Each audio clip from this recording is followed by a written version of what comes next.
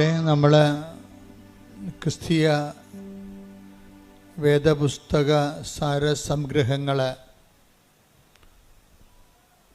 നമ്മൾ കൂടെ അതിൽ സാക്ഷരത നേടിക്കഴിയുമ്പോൾ അതിൻ്റെ ആധ്യാത്മികമായ സാങ്കേതിക വിദ്യകളുണ്ട്. അതുകൂടി സ്വായത്തമാക്കാൻ വേണ്ടിയുള്ള ബോധപൂർവമായ ശ്രമം നടത്തണം. എന്നാൽ മാത്രമേ നമ്മൾ ദൈവവുമായിട്ടുള്ള സമ്പർക്കത്തിൽ വളരത്തുള്ളൂ. ദൈവസമ്പർക്കം വളരെ ക്രിസ്തീയതയിൽ ദൈവസമ്പർക്കം വളരെ എളുപ്പമാണ്. എന്നുവെച്ചാൽ ഇപ്പം നിനക്കൊരു കൺഫ്യൂഷൻ ഉണ്ടായി, ദൈവം നിന്നെ സഹായിക്കും.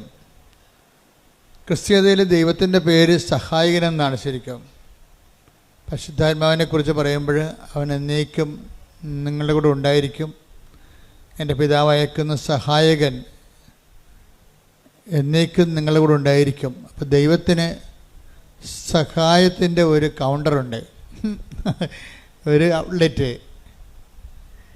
അപ്പോൾ ദൈവത്തിൻ്റെ മനസ്സ് നിങ്ങൾക്ക് മനസ്സിലായില്ലേ? നമ്മളെ ഏത് വിധേനയും നമ്മൾ അകപ്പെട്ടു പോയാൽ നമ്മളെ സഹായിക്കണമെന്നുള്ളൊരു മനസ്സിൽ നിന്നാണ് ഈ സഹായകൻ എന്നുള്ള കോൺസെപ്റ്റൊക്കെ പരിശുദ്ധാത്മാവ് നമുക്ക് ഈശോ വെളിപ്പെടുത്തി തന്നിരിക്കുന്നത്. Take the word of God, സഹായകൻ. ശ്രുതിക്കട്ടെ, ഹല്ലേലൂയ ഹല്ലേലൂയ ഹല്ലേലൂയ ഹല്ലേലൂയ. യേശുവേ നന്ദി. ഹല്ലേലൂയ ഹല്ലേലൂയ ഹല്ലേലൂയ ഹല്ലേലൂയ ഹല്ലേലൂയ ഹല്ലേലൂയ. യേശുവേ ആരാധന ആരാധന ആരാധന ആരാധന ആരാധന. ഹല്ലേലൂയ ഹല്ലേലൂയ ഹല്ലേലൂയ ഹല്ലേലൂയ. യോഹന്നാൻ 14:26. യോഹന്നാൻ 14:26. എന്നാൽ എന്റെ നാമത്തിൽ പിതാവ് അയക്കുന്ന സഹായകനായ പരിശുദ്ധാത്മാവ് എല്ലാ കാര്യങ്ങളും നിങ്ങളെ പഠിപ്പിക്കുകയും ഞാൻ നിങ്ങളോട് പറഞ്ഞിട്ടുള്ളതെല്ലാം നിങ്ങളെ അനുസ്മരിപ്പിക്കുകയും ചെയ്യും.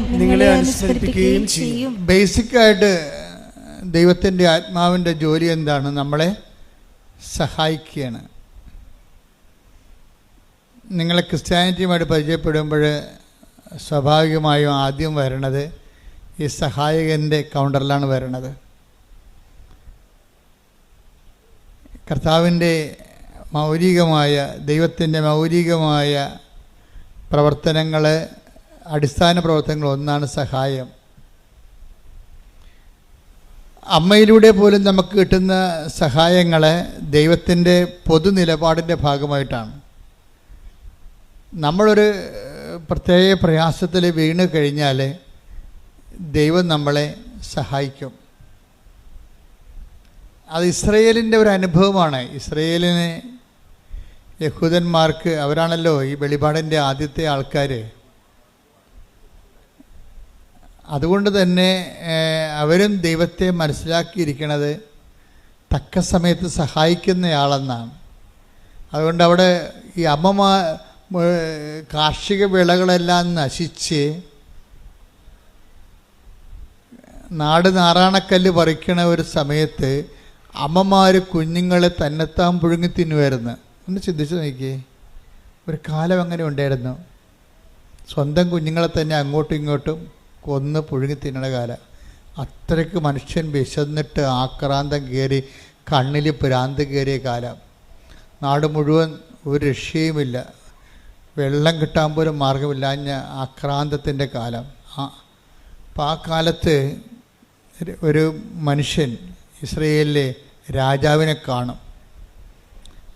രാജാവിനെ കാണുമ്പോഴേ രാജാവാണല്ല സഹായിക്കേണ്ടത്.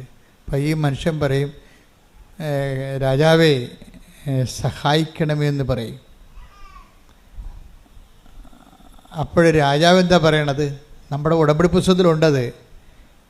കർത്താവ് സഹായിച്ചില്ലെങ്കിൽ എനിക്കെങ്ങനെ സഹായിക്കാൻ കഴിയും? 2 രാജാക്കന്മാർ 6:27. അവൻ പറഞ്ഞു കർത്താവ് സഹായിക്കുന്നില്ലെങ്കിൽ. രാജാവ് പറഞ്ഞു, എന്താണ് പറഞ്ഞത്? കർത്താവ് സഹായിക്കുന്നില്ലെങ്കിൽ എനിക്കെങ്ങനെ കഴിയും? ഇപ്പം നമ്മൾ സർക്കാർ നിസ്സഹായമായി നിൽക്കുന്ന സമയമുണ്ട്. ഇപ്പോൾ തുടങ്ങിയതല്ലത്. എല്ലാ കാലങ്ങളിലും ഉണ്ട്. ജനങ്ങളെ ഭരിക്കുകയും നയിക്കുകയും സംരക്ഷിക്കുകയും ചെയ്യുന്ന സർക്കാർ തന്നെ ചില വിഷയങ്ങളിൽ നിസ്സഹായമായി നിൽക്കും. അത് ഞാനും കണ്ടിട്ടുണ്ട്. നമ്മളെത്ര ഇന്ന് കാണുന്ന പല ആൾക്കാരും നമ്മൾ സമാധാന കാലത്ത് മാത്രമാണ് അവർക്ക് അവിടെ അധികാരം പ്രയോഗത്തിൽ വരത്തുള്ളൂ.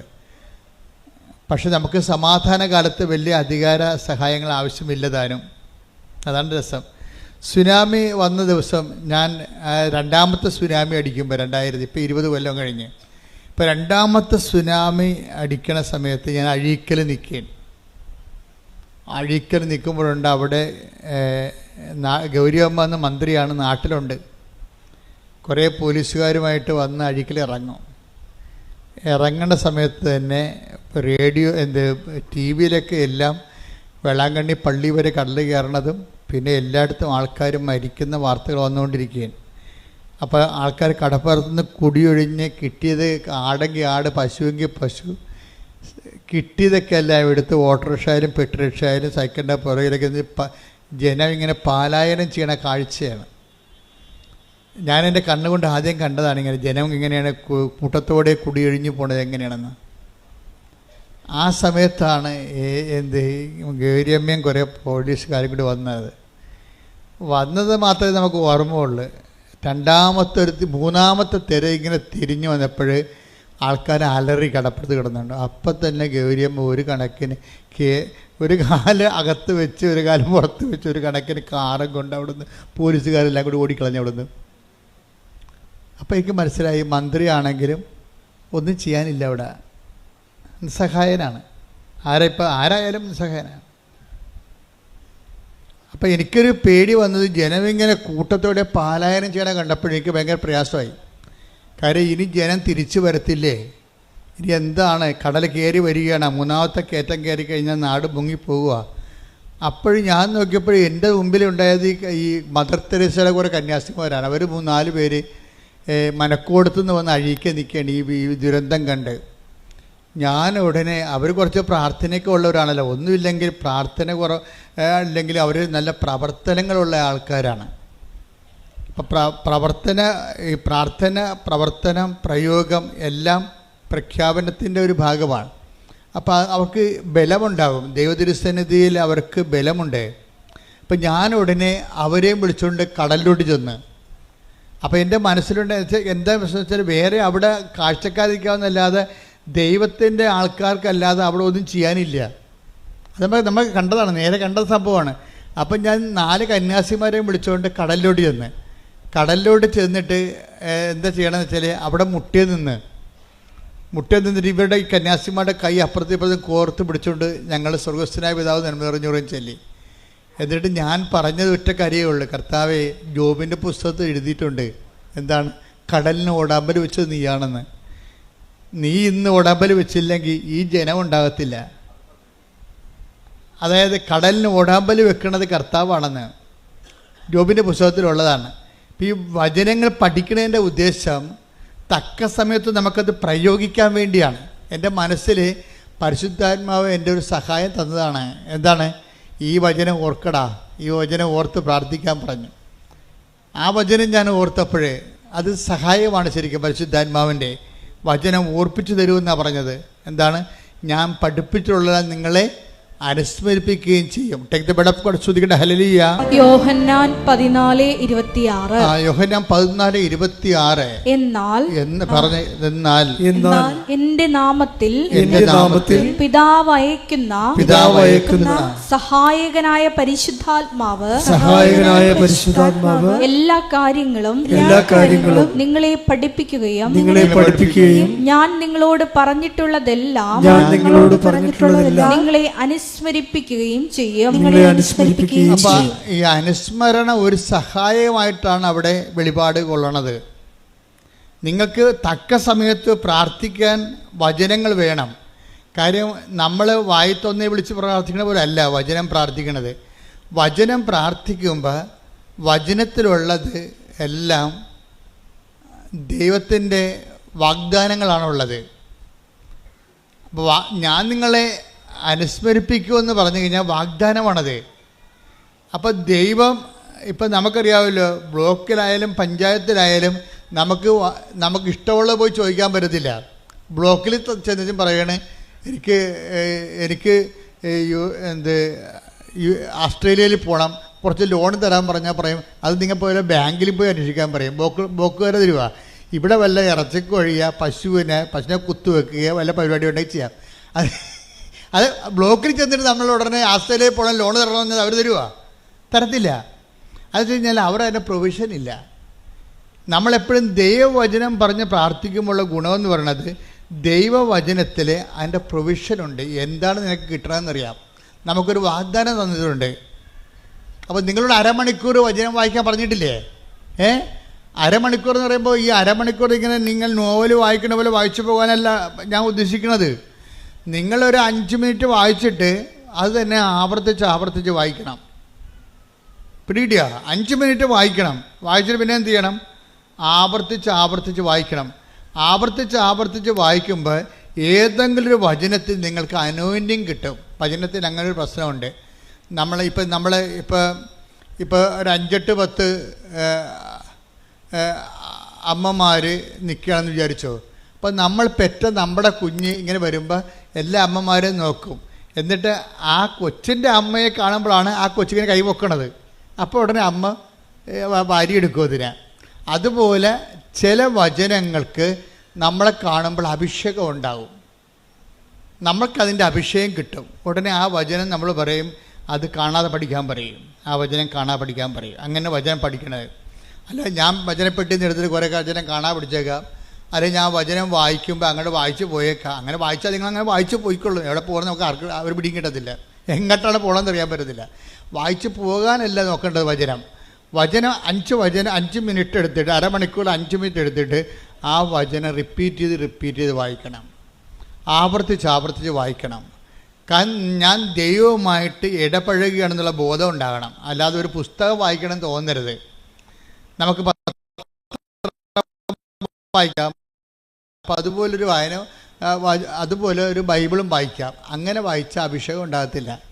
ഞാൻ എൻ്റെ ദൈവത്തിൻ്റെ വാക്കുകൾ കേട്ടുകൊണ്ടിരിക്കുകയാണ്. വായിക്കുമ്പോൾ ഞാൻ കേട്ടുകൊണ്ടിരിക്കുകയാണ്. ഞാൻ ദൈവത്തെ കേൾക്കുകയാണ് എന്ന് പറയുമ്പോൾ ഭക്തി ഉണ്ടാകും അല്ലേ? ഞാൻ ദൈവത്തെ കേൾക്കുകയാണ്, അല്ലെങ്കിൽ ദൈവം എന്നോട് സംസാരിക്കുകയാണ് എന്ന് നമുക്കൊരു ബോധത്തിൽ വേണം വചനം വായിക്കാൻ. 5 മിനിറ്റ് വായിച്ചിട്ട് പിന്നെ റിപ്പറ്റീഷൻ ആയിരിക്കണം അതിൻ്റെ.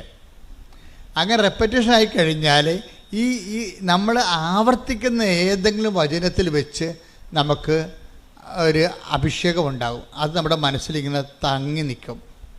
എന്നിട്ട് തങ്ങി നിന്നിട്ട് അതിങ്ങനെ അബീസിലേക്ക് പോകും. ചില സമയത്ത് അബീസിലേക്ക് പോയാലും അതിൻ്റെ കോഡ് അടിച്ചാൽ നമുക്കറിയാമല്ലോ, സെർവറിലേക്ക് നമ്മുടെ മാറ്റർ മൊബൈലിൽ സെർവറിലേക്ക് പോയാലും ശരി, നമ്മളതിൻ്റെ കോഡ് അടിച്ചു കഴിഞ്ഞാൽ ഉടനെ അത് തിരിച്ചു വരും ഇല്ലേ? എന്ത് വീഡിയോ ആണെങ്കിലും നമ്മൾ അതിൻ്റെ കോഡ് അടിച്ച് കൊടുത്താൽ മതി.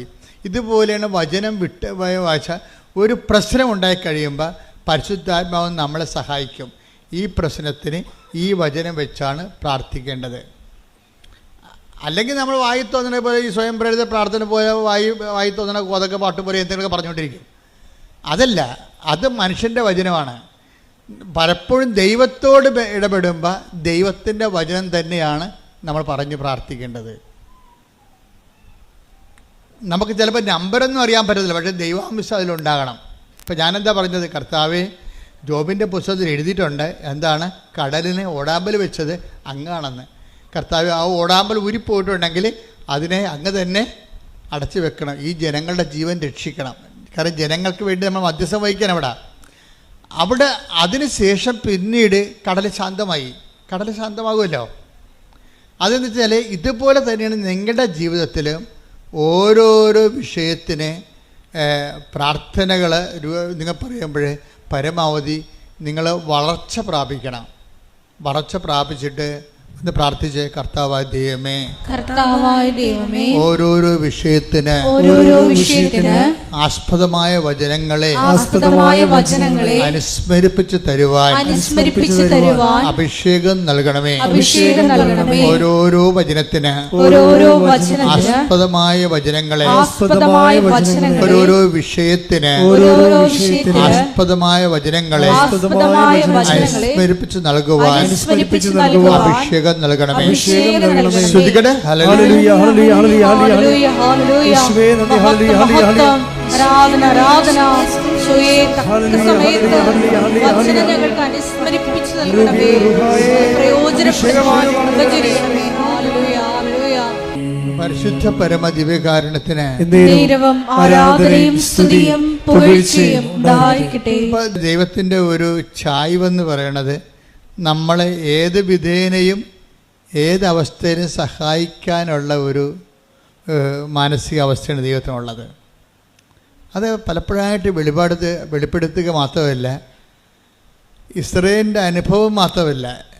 ഇസ്രായേലിൻ്റെ അനുഭവം എന്താ നമ്മൾ വായിച്ചില്ലേ?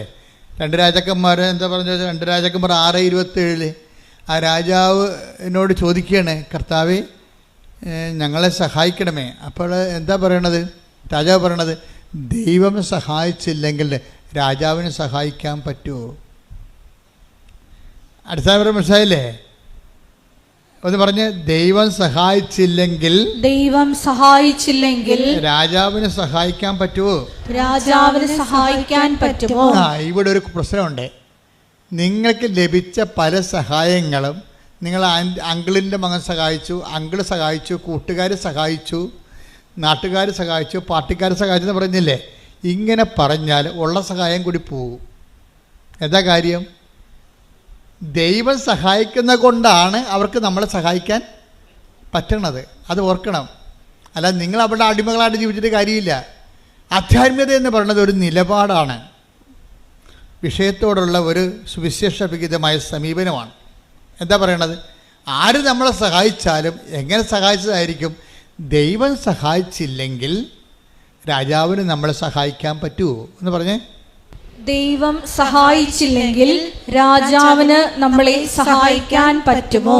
ഇന്ന് വരെ ആരെങ്കിലും സഹായിച്ചിട്ടുണ്ടെങ്കിൽ, കാര്യം സഹായം നമുക്കറിയാവില്ല, എത്രയോ പേരാണ് സഹായം കൊണ്ട് അധാർമികരായി പോയത്. ഇപ്പോൾ ഒരു ദിവസം ഒരു ചേച്ചി പറഞ്ഞു, എൻ്റെ അച്ഛാ ഞാൻ നല്ല പ്രതിബദ്ധയായ ഭാര്യയായിരുന്നു, പക്ഷെ അത് കുമ്പസാരമൊന്നുമല്ല, ഞങ്ങൾ സംസാരിക്കുമ്പോൾ പറയണതാണ്. ഞാൻ ചേച്ചി പ്രാർത്ഥനാ ജീവിതം ശ്രദ്ധിക്കുക വെച്ചാൽ, പക്ഷേ പ്രാർത്ഥനാ ജീവിതമേ എനിക്കിപ്പോൾ ഒരു കോൺഫിഡൻസ് ഇല്ലെന്ന് പറയും. എന്താണ്? അവർക്ക് നല്ല പ്രാർത്ഥനാ ജീവിതം ഒരു കാലത്ത് ഉണ്ടായിരുന്നതാണ്. പ്രാർത്ഥനാ ജീവിതമല്ല, പ്രാർത്ഥന ഉണ്ടായിരുന്നതാണ്, പക്ഷെ കോൺഫിഡൻസ് പോയി. എന്താ കാര്യം? അവർക്ക് മലയാളത്തിൽ എഴുതാൻ അറിയാൻ പാടില്ല. ഇംഗ്ലീഷ് എഴുതാറില്ല, മലയാളത്തിൽ എഴുതാൻ അറിയാൻ പാടില്ല.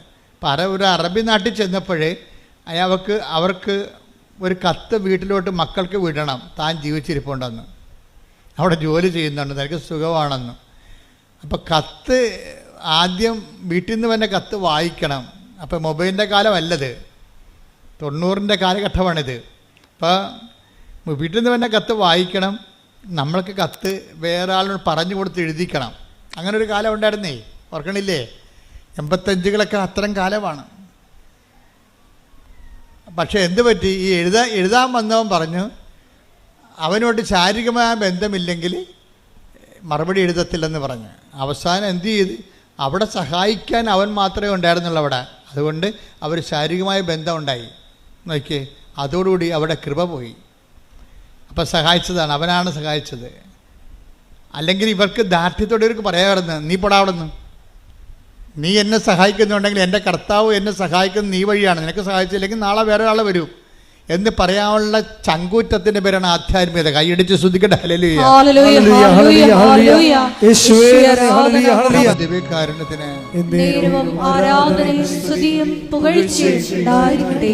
ആധ്യാത്മികത എന്ന് പറയുന്നത് ഒരു കുറച്ച് പ്രാർത്ഥനകളുടെ സംഹിതയല്ല, മറിച്ച് എന്താണ്?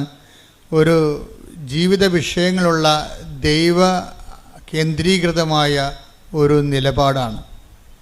അതാണ് ഈ രാജാവ് പറയണത്. നീ എന്നോട് സഹായം ചോദിക്കുന്നു, പക്ഷേ ഞാൻ രാജാവാണ്, എനിക്ക് നിന്നെ സഹായിക്കാം. പക്ഷേ കർത്താവ് നിന്നെ സഹായിച്ചില്ലെങ്കിൽ എൻ്റെ സഹായം വ്യർത്ഥമാണ്. അത് ഇസ്രയേലിന് അറിയാം. യഹൂദ ജനതയ്ക്ക് മുഴുവൻ ആൾക്കാർ, വെളിപാട് ജനതയാണ് അവർക്ക് ദൈവത്തിൻ്റെ വഴികളെക്കുറിച്ച് അറിയാം. അതുകൊണ്ടാണ് അവരെന്താ പറയണത്? അവർ പറയുന്നത് നമ്മുടെ സഹായം കർത്താവിൻ്റെ നാമത്തിൽ, അല്ലേ? 121 സങ്കീർത്തനം വായിച്ചേ, 121:1 വായിച്ചേ. 121 സങ്കീർത്തനം 1-2 തിരുവചനങ്ങൾ. പർവ്വതങ്ങളിലേക്ക് ഞാൻ കണ്ണുകൾ ഈ സങ്കീർത്തനമാണ്. കൈ ഉയർത്തിക്കൊണ്ട് ഇങ്ങനെ പറഞ്ഞേ, പർവ്വതങ്ങളിലേക്ക് ഞാൻ കണ്ണുകൾ ഉയർത്തുന്നു, എനിക്ക് സഹായം എവിടെ നിന്ന് വരും? എനിക്ക് സഹായം കർത്താവിൽ നിന്ന് വരുന്നു. ആകാശവും ഭൂമിയും സൃഷ്ടിച്ച കർത്താവിൽ നിന്ന്. അപ്പൊ ഇത് ഇസ്രായേൽ അനുഭവങ്ങളിൽ നിന്ന് പഠിച്ചതാണ്. അപ്പൊ നിങ്ങളെടുക്കണം, ഇപ്പൊ നിങ്ങൾ ഉടമ്പടി കഴിയുമ്പോൾ ഒത്തിരിയേറെ ആൾക്കാർക്ക് അനുഭവങ്ങളും അതിശയങ്ങളും അനുഗ്രഹങ്ങളും സംഭവിക്കും.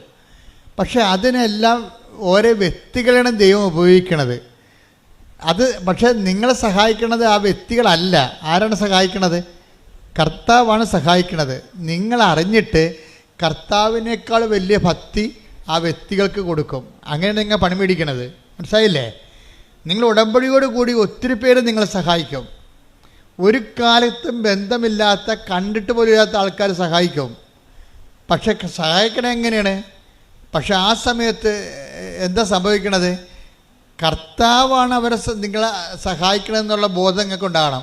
കാര്യം ക്രിസ്ത്യാനിറ്റിയിൽ അങ്ങനെ ദൈവങ്ങളൊന്നുമില്ല. കാണുന്നവരെല്ലാം ഭഗവാനാണെന്ന് പറയുന്നത് പൊതുധാരണയിൽ ഇന്ത്യൻ സംസ്കാരത്തിൻ്റെ ഭാഗമാണ്. പക്ഷെ വരുന്ന പ്രോബ്ലം എന്ന് പറയണത്, നമ്മൾ ഈ ചത്തുപോണ മനുഷ്യർ പലപ്പോഴും നമ്മളൊന്ന് സഹായിച്ചെന്നും പറഞ്ഞ് നമ്മൾ ഉടനെ എടുത്തവരെ ദൈവത്തിൻ്റെ സ്ഥാനത്ത് വെക്കും. നിങ്ങളെനിക്ക് ദൈവത്തെ പോലെയാണെന്ന് പറയും. അങ്ങനെ ഒരിക്കലും പറഞ്ഞു കഴിഞ്ഞാൽ അത് മാരകമായ പാപം, 1-ാം പ്രമാണ ലംഘനമാണ്. അതായത് നിൻ്റെ കർത്താവായ ദൈവം ഞാനാകുന്നു, ഞാനല്ലാതെ മറ്റൊരു ദൈവം നിനക്കുണ്ടാവരുത്. എന്താ കാര്യം? ദൈവത്തിൻ്റെ സ്ഥാനം അറിഞ്ഞോ അറിയാതെയോ അലപരാധികളായ മനുഷ്യർക്ക് കൊടുക്കും. അങ്ങനെ ഉണ്ടെങ്കിൽ അത് നിങ്ങൾ ആരായാൽ തന്നെയും നിങ്ങൾ ദൈവത്തോട് മാപ്പ് ചോദിക്കണം. പ്രാർത്ഥിക്കുക. കർത്താവായ ദൈവമേ, ഒരു സഹായം കിട്ടിയതിന്റെ പേരിൽ നിന്നെ മറന്ന് നിന്റെ മഹത്വം സൃഷ്ടിക്കപ്പെട്ട മനുഷ്യന് കൊടുത്തിട്ടുണ്ടെങ്കിൽ എന്റെ ജീവിതത്തിലെ ഞാൻ ആ തിന്മ ആവർത്തിക്കയില്ലെന്ന് പറഞ്ഞുകൊണ്ട് മാപ്പിനായി അപേക്ഷിക്കുന്നു. പരമദിവ്യകാരുണ്യത്തിന് നേരവും ആരാധനയും സ്തുതിയും പുകഴ്ചയും ഉണ്ടായിരിക്കട്ടെ. ഇതൊക്കെ നിങ്ങൾക്ക് അനുദപിക്കാനുള്ള അവസരമാണ്. ഉടമ്പടി 2016 ആദ്യം തരുമ്പോൾ കർത്താവിൻ്റെ ഉടമ്പടിയുടെ അടിസ്ഥാന വചനം എന്തായിരുന്നു അറിയാവോ? എന്താണ്? അനുതപിച്ചാൽ നീ അനുഗ്രഹം പ്രാപിക്കും. യെശയ്യാ 1:19. അനുസരിക്കാൻ സന്നദ്ധരെങ്കിൽ ആദ്യത്തെ ഒരു പാപം ചെയ്തവരായിരിക്കാം നമ്മൾ. പക്ഷെ നമുക്ക് അനുതപിക്കാനുള്ള ഇതുപോലുള്ള അവസരങ്ങളുണ്ട്. പക്ഷെ അത് കൊടുത്താൽ മാത്രമേ കിട്ടത്തുള്ളൂ. ഹെബ്രായർ 12:17. പിന്നീട് അവകാശം പ്രാപിക്കാൻ ആഗ്രഹിച്ചപ്പോൾ പിന്നീട് അവകാശം പ്രാപിക്കാൻ ആഗ്രഹിച്ചപ്പോൾ ആളുടെ കാര്യമാണ്, ഏശാവിൻ്റെ കാര്യമാണ്. ഒരു ഗ്ലാസ് പാൽപ്പായസത്തിന് വേണ്ടി കടിഞ്ഞൽ അവകാശം വിറ്റ ഒരു പന്നിയാണ് ആ മനുഷ്യൻ. അവന് പിന്നീട് ബോധമുണ്ടായി. വിശപ്പ് വന്നപ്പോൾ പെട്ടെന്ന് ദൈവത്തെ മറന്നു പോയെങ്കിലും വിശപ്പ് കഴിഞ്ഞപ്പോൾ 2 ഏമ്പക്കം വിട്ട് കഴിഞ്ഞപ്പോൾ പുള്ളിക്ക് ബോധം വന്നു. പക്ഷെ അങ്ങനെ ബോധം വന്നിട്ട് കാര്യമില്ല. പിന്നീട് പുള്ളി കരഞ്ഞ് പക്ഷേ പിന്നീട് അവകാശം പ്രാപിക്കാൻ അവൻ ആഗ്രഹിച്ചു. എന്താ പക്ഷെ വചനം എന്താ പറയണത്? അവൻ തിരസ്കരിക്കപ്പെട്ടുവെന്ന് നിങ്ങൾക്കറിയാമല്ലോ. കണ്ണീരോടെ അവൻ അത് ആഗ്രഹിച്ചെങ്കിലും അനുദപിക്കാൻ അവൻ അവസരം ലഭിച്ചില്ല. That's a point എന്ന് പറഞ്ഞ കണ്ണീരോടെ കണ്ണീരോടെ അവനത് അനുതാപം ആഗ്രഹിച്ചെങ്കിലും അവകാശം ആഗ്രഹിച്ചെങ്കിലും അനുതപിക്കുവാൻ അവന് അവസരം കിട്ടിയില്ല. അപ്പൊ അനുതപിക്കാനുള്ളത് ഒരു അവസരമാണ്. നിങ്ങൾക്ക് ദൈവം ഓരോ അവസരങ്ങൾ തരും. എന്നിട്ട് ആൾക്കാരെന്ത് ചെയ്യും? നാളെ എന്ന് പറഞ്ഞ് മാറ്റിവെക്കും. നാളെ ശരിയാക്കാം, ഞാനിപ്പോൾ തിന്മയിൽ ജീവിക്കുകയാണ്, നാളെ ശരിയാക്കാം എന്ന് പറയും. അത് പ്രഭാഷകൻ എന്താ പറയുന്നത്?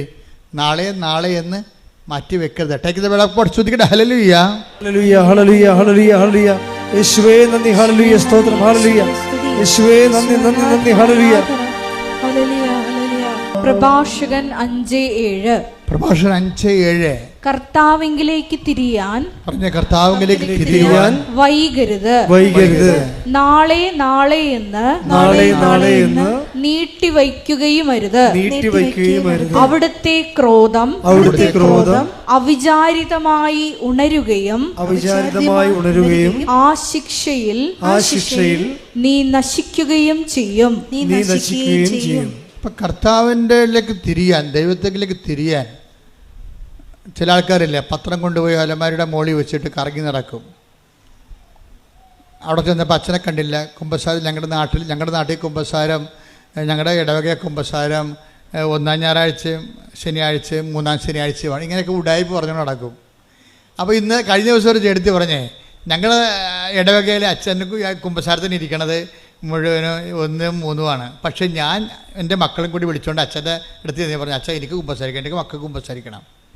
അപ്പം പിന്നെ ഇപ്പം ഞങ്ങൾ ആഴ്ച കുമ്പസാരിക്കും. കണ്ട, അത് എന്ത് തീഷ്ണതയാണ്. അത് വരുമ്പോൾ കത്തോലിക്കൽ ശ്രദ്ധിക്കുക, മറ്റു സഭക്കാർ അവരുടെ സഭയിലുള്ള വിശുദ്ധീകരണ നടപടികൾ സ്വീകരിക്കുക. പക്ഷേ ഒന്നും മാറ്റി വെക്കരുത്. നിങ്ങളുടെ അലംഭാവം കൊണ്ട്, നിങ്ങളെ പള്ളിയുടെ മുതുകത്ത് പഴിചാരിക്കൊണ്ട് നിങ്ങളുടെ സ്കൂട്ടാകണതാണ്. ദൈവത്തിനറിയാമത് ഉടായിപ്പാണെന്ന്. അത് ദൈവത്തിരുസേനയിൽ നിൽക്കുമ്പോൾ മനുഷ്യൻ്റെ മുമ്പിൽ ഈ മറച്ച് കളിയും ഒളിച്ചു കളിയും നടക്കും.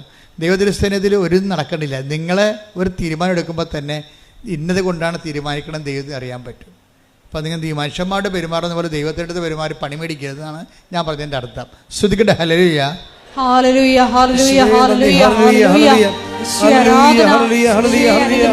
അവസരങ്ങൾ നഷ്ടപ്പെടുത്താൻ. അപ്പോൾ ഇതൊരു അവസരമാണ്. അല്പമെങ്കിലും അനുതാപം ചെയ്തു പോയ കാര്യങ്ങളെക്കുറിച്ച് മനസ്സിൽ തോന്നിയാൽ അതിൻ്റെ അർത്ഥം പരിശുദ്ധാത്മാവ് നിങ്ങളിൽ വസിക്കാൻ തുടങ്ങിയെന്നതിൻ്റെ അർത്ഥം. അത് മനസ്സിലാക്കണം. അല്ലാതെ എനിക്ക് പാപത്തെ, നിങ്ങൾ പറഞ്ഞാൽ എനിക്ക് പാപത്തെക്കുറിച്ച് ദുഃഖം തോന്നിയെന്ന് അല്ല സംഭവിക്കണത്. അല്പമെങ്കിലും നിങ്ങൾ ചെയ്തു പോയതിൻ്റെ കുറിച്ചൊരു മനസ്താപം നിങ്ങളുടെ മനസ്സിൽ തോന്നിയാൽ അതിൻ്റെ അർത്ഥം സഹായകനായ പരിശുദ്ധാത്മാവ് ഓൾറെഡി അവൻ്റെ ജോലി തുടങ്ങിയെന്നാണ്. അപ്പോൾ നിങ്ങളെന്ത് ചെയ്യണം? അതിനോട് സഹകരിക്കണം.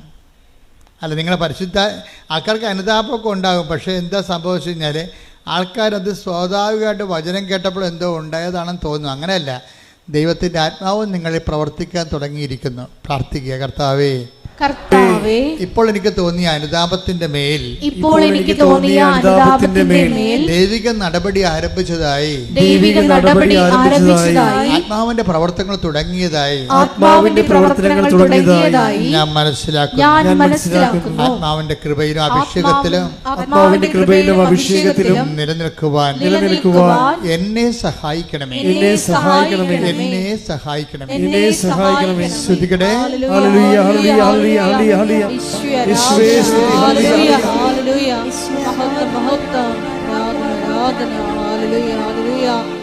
പരിശുദ്ധ പരമദിവ്യകാരുണ്യത്തിന് എന്താ വിഷയം എന്ന് പറയണത്? അവൻ നമ്മൾ ആരിൽ നിന്നും അകലെയല്ല. അല്ലാതെ ക്രിസ്ത്യാനികളിൽ നിന്നും അല്ലെങ്കിൽ നോൺ ക്രിസ്ത്യൻസിൽ നിന്നും അകലെയല്ല എന്നല്ല പറഞ്ഞിരിക്കുന്നത്. അവൻ നമ്മിൽ നിന്ന് ആരിൽ നിന്നും അകലെയല്ല. ഈ അനുതാപം ആർക്കെല്ലാം തോന്നിയിട്ടുണ്ടോ ഓർക്കണേ. എന്താണ്? നിങ്ങൾ ഏത് മതത്തിൽപ്പെട്ടായാലും ദൈവം നിങ്ങളുടെ അടുത്തുണ്ട്. കൈയടിച്ച് ശ്രദ്ധിക്കട്ടെ. ഹല്ലേലൂയ. പുസ്തകം 17:27 അവർ ദൈവത്തെ അന്വേഷിക്കുന്നതിനും ഒരുപക്ഷേ അനുഭവത്തിലൂടെ അവിടുത്തെ കണ്ടെത്തുന്നതിനും വേണ്ടിയാണ്. ദൈവത്തെ കണ്ടെത്തുന്ന ഒരു വഴി എന്താണ്? അനുഭവമാണ്. മനസ്സിലായില്ലേ? നടപടി 17 എന്താ പറയുന്നത്? 17:27 എന്താ പറയുന്നത്? ദൈവത്തെ കണ്ടെത്തുന്ന ഒരു വഴി എന്താണ്? അനുഭവമാണ്. അതുകൊണ്ടാണ് ഈ അനുഭവ സാക്ഷ്യമൊന്നും പറഞ്ഞ് നമ്മൾ കെട്ടിച്ചാടി നടക്കേണ്ട കാര്യം ഇതാണ്. ദൈവത്തെ മനുഷ്യൻ കണ്ടെത്തണത് ബുദ്ധിപരമായിട്ടുള്ള വ്യായാമത്തിലൂടെയല്ല, ഒരു ടാഞ്ചിബിളായിട്ടുള്ള സ്പർശ്യമായിട്ടുള്ള അനുഭവത്തിലൂടെയാണ്. ബുദ്ധിപരമായ വ്യായാമത്തിലൂടെ കണ്ടെത്തുന്നവർ ചിലപ്പോൾ 0% ആയിരിക്കും, 0.1 ഇരിക്കും. പക്ഷേ ബാക്കി 99% ആൾക്കാരും ദൈവത്തെ കണ്ടെത്തുന്നത് സ്വന്തം അനുഭവത്തിലൂടെയാണ്. ഈ അനുഭവത്തിലൂടെ എന്താണ് അനുഭവം എന്ന് പറയണത്? ബേസിക്കായിട്ടുള്ള അനുഭവം എന്ന് പറയണത്, വായിച്ചോളൂ, താഴേക്ക് വായിച്ചോളൂ. എങ്കിലും അവിടുന്ന് നമ്മിൽ ആരിൽ നിന്ന് അകലെയല്ല. അതാ സംഭവം. എങ്കിലും അവിടുന്ന് പറഞ്ഞേ, എങ്കിലും അവിടുന്ന് നമ്മൾ ആരിൽ നിന്നും അകലെയല്ല. അപ്പൊ ഇതാണ് ബേസിക് ഗോഡ് എക്സ്പീരിയൻസ് എന്ന് പറയണത്. നിങ്ങൾ ഏത് മതത്തിൽപ്പെട്ട ആൾക്കാരായാലും ദൈവം നിങ്ങൾ നിന്ന് അകലെയല്ല എന്ന് ആരിൽ നിന്നും എന്നാണ് പറയണത്. അല്ലാതെ മറ്റ് ഓരോ വിഭാഗമല്ല പറയണത്. നമ്മൾ അത് ഏതൻസിലെ പ്രസംഗമാണ്. ഏതൻസിൽ ചുരുക്കം ചില യഹൂദന്മാരേ ഉള്ളൂ. പൗലോസിൻ്റെ പ്രസംഗമാണിത്. അവിടെയുള്ളതെല്ലാം ഗ്രീക്ക് വിജാതിയരാണ് ഉള്ളത്, യഹൂദന്മാരുടെ ജാതിയിൽപ്പെടാത്തവരാണ്. അപ്പോൾ കോമൺ പബ്ലിക്കിനോടാണ് പറയണത്, നമ്മൾ ആരിൽ നിന്നും ദൈവം അകലെയല്ല. ഇതെല്ലാവരും മനസ്സിലാക്കണം. നിങ്ങൾ എന്ത് വിശ്വസിച്ചാലും യഥാർത്ഥ ദൈവം നിങ്ങൾ ആരിൽ നിന്നും അകലെയല്ല. അതുകൊണ്ട് ഇപ്പോഴെന്താ സംഭവം? അകലെ അല്ല എന്ന് വെച്ചതിൻ്റെ അർത്ഥം എന്താണ്? അടുത്താണെന്നതിന് അർത്ഥം. മനസ്സിലായി? അകലെയല്ലെന്ന് പറഞ്ഞതിൻ്റെ അർത്ഥം എന്താണ്? അടുത്താണ്. കലവൂര് ഈ കൃപാസനത്തിൻ്റെ അകലെ അല്ല എന്ന് വെച്ചാൽ കലവൂര് അമേരിക്കയിലല്ലെന്ന് അതിൻ്റെ അർത്ഥം. അടുത്താണെന്ന് എന്ന് വെച്ചാൽ നമ്മളൊരു ചെറിയൊരു പരിശ്രമം നടത്തിയാൽ പെട്ടെന്ന് അവിടെ എത്താൻ കഴിയും. അപ്പം ദൈവത്തിൻ്റെ അനുഭവങ്ങളെന്ന് പറയണത് യമ, നിയമ, ആസന, പ്രാണായാമ, പ്രത്യാസന, നിധിധ്യാസന, സമാധിയിലൂടെ 9 കൊല്ലം കാത്തിരിക്കേണ്ട കാര്യങ്ങളില്ലെന്നാണ് പറയണത്. വളരെ ദൈവത്തിന് വളരെ സിമ്പിളായിട്ടാണ് കൊടുക്കണത്. എന്താ കാര്യം? നമ്മൾ ആരിൽ നിന്നും അകലെയല്ല. നമ്മൾ ചെറിയൊരു പരിശ്രമം നമ്മുടെ ഭാഗത്തു നിന്നുണ്ടെങ്കിൽ ദൈവം നമ്മുടെ അടുത്തുണ്ട്, തൊടാൻ നമുക്ക് പറ്റും. ഈ പരിശ്രമമായി ചെറിയൊരു പരിശ്രമമാണ് ഉടമ്പടി ചെയ്യണത്. മനസ്സിലായി? ഇപ്പോൾ ഉടമ്പടി ചെയ്യണത് എന്താണ്? ബേസിക്കായിട്ട് നമ്മൾ ആരിൽ നിന്നും അകലെയല്ലാത്ത ദൈവത്തിനെ എന്ന് വെച്ചാൽ നമ്മുടെ അടുത്ത് തന്നെയുള്ള ദൈവത്തിനെ പെട്ടെന്ന് അനുഭവിക്കാനുള്ള ഒരു ചെറിയ സ്റ്റെപ്പാണ് നമ്മൾ ഉടമ്പടി ചെയ്യണത്. എന്താണ്? അവൻ പറയണത് പോലെ ചെയ്യുക, പ്രാർത്ഥിക്കുക. കർത്താവായ ദൈവമേ, അവൻ പറയണ പോലെ ചെയ്തുകൊണ്ട് ഞങ്ങൾ ആരിൽ നിന്നും അകലെയല്ലാത്ത ദൈവത്തെ, അടുത്തുള്ള ദൈവത്തെ അനുഭവിക്കുവാൻ നല്ല ഉടമ്പടി സാക്ഷികളായി മാറാൻ ഞങ്ങളെ അഭിഷേകം ചെയ്യണമേ. ശ്രുതികടേ. യഹോബരായർ 12:17 നമ്മൾ വായിച്ചതാണ്. എന്താണ്? അനുതപിക്കാനുള്ള അവസരം ഏശാവിന് ദൈവം കൊടുത്തില്ല. കാര്യം ചില ആൾക്കാർക്ക് അനുതപിക്കാനുള്ള അവസരം കൊടുക്കത്തില്ല. എന്താ കാര്യം? ദൈവം അവസരം തന്നാൽ മാത്രമേ അനുതാപം തോന്നത്തുള്ളൂ. ഏശാവിന് അനുതാപത്തിന് അവസരം കൊടുത്തില്ല, അയാൾക്ക് ഒന്നും തോന്നിയില്ലെന്നാണ്.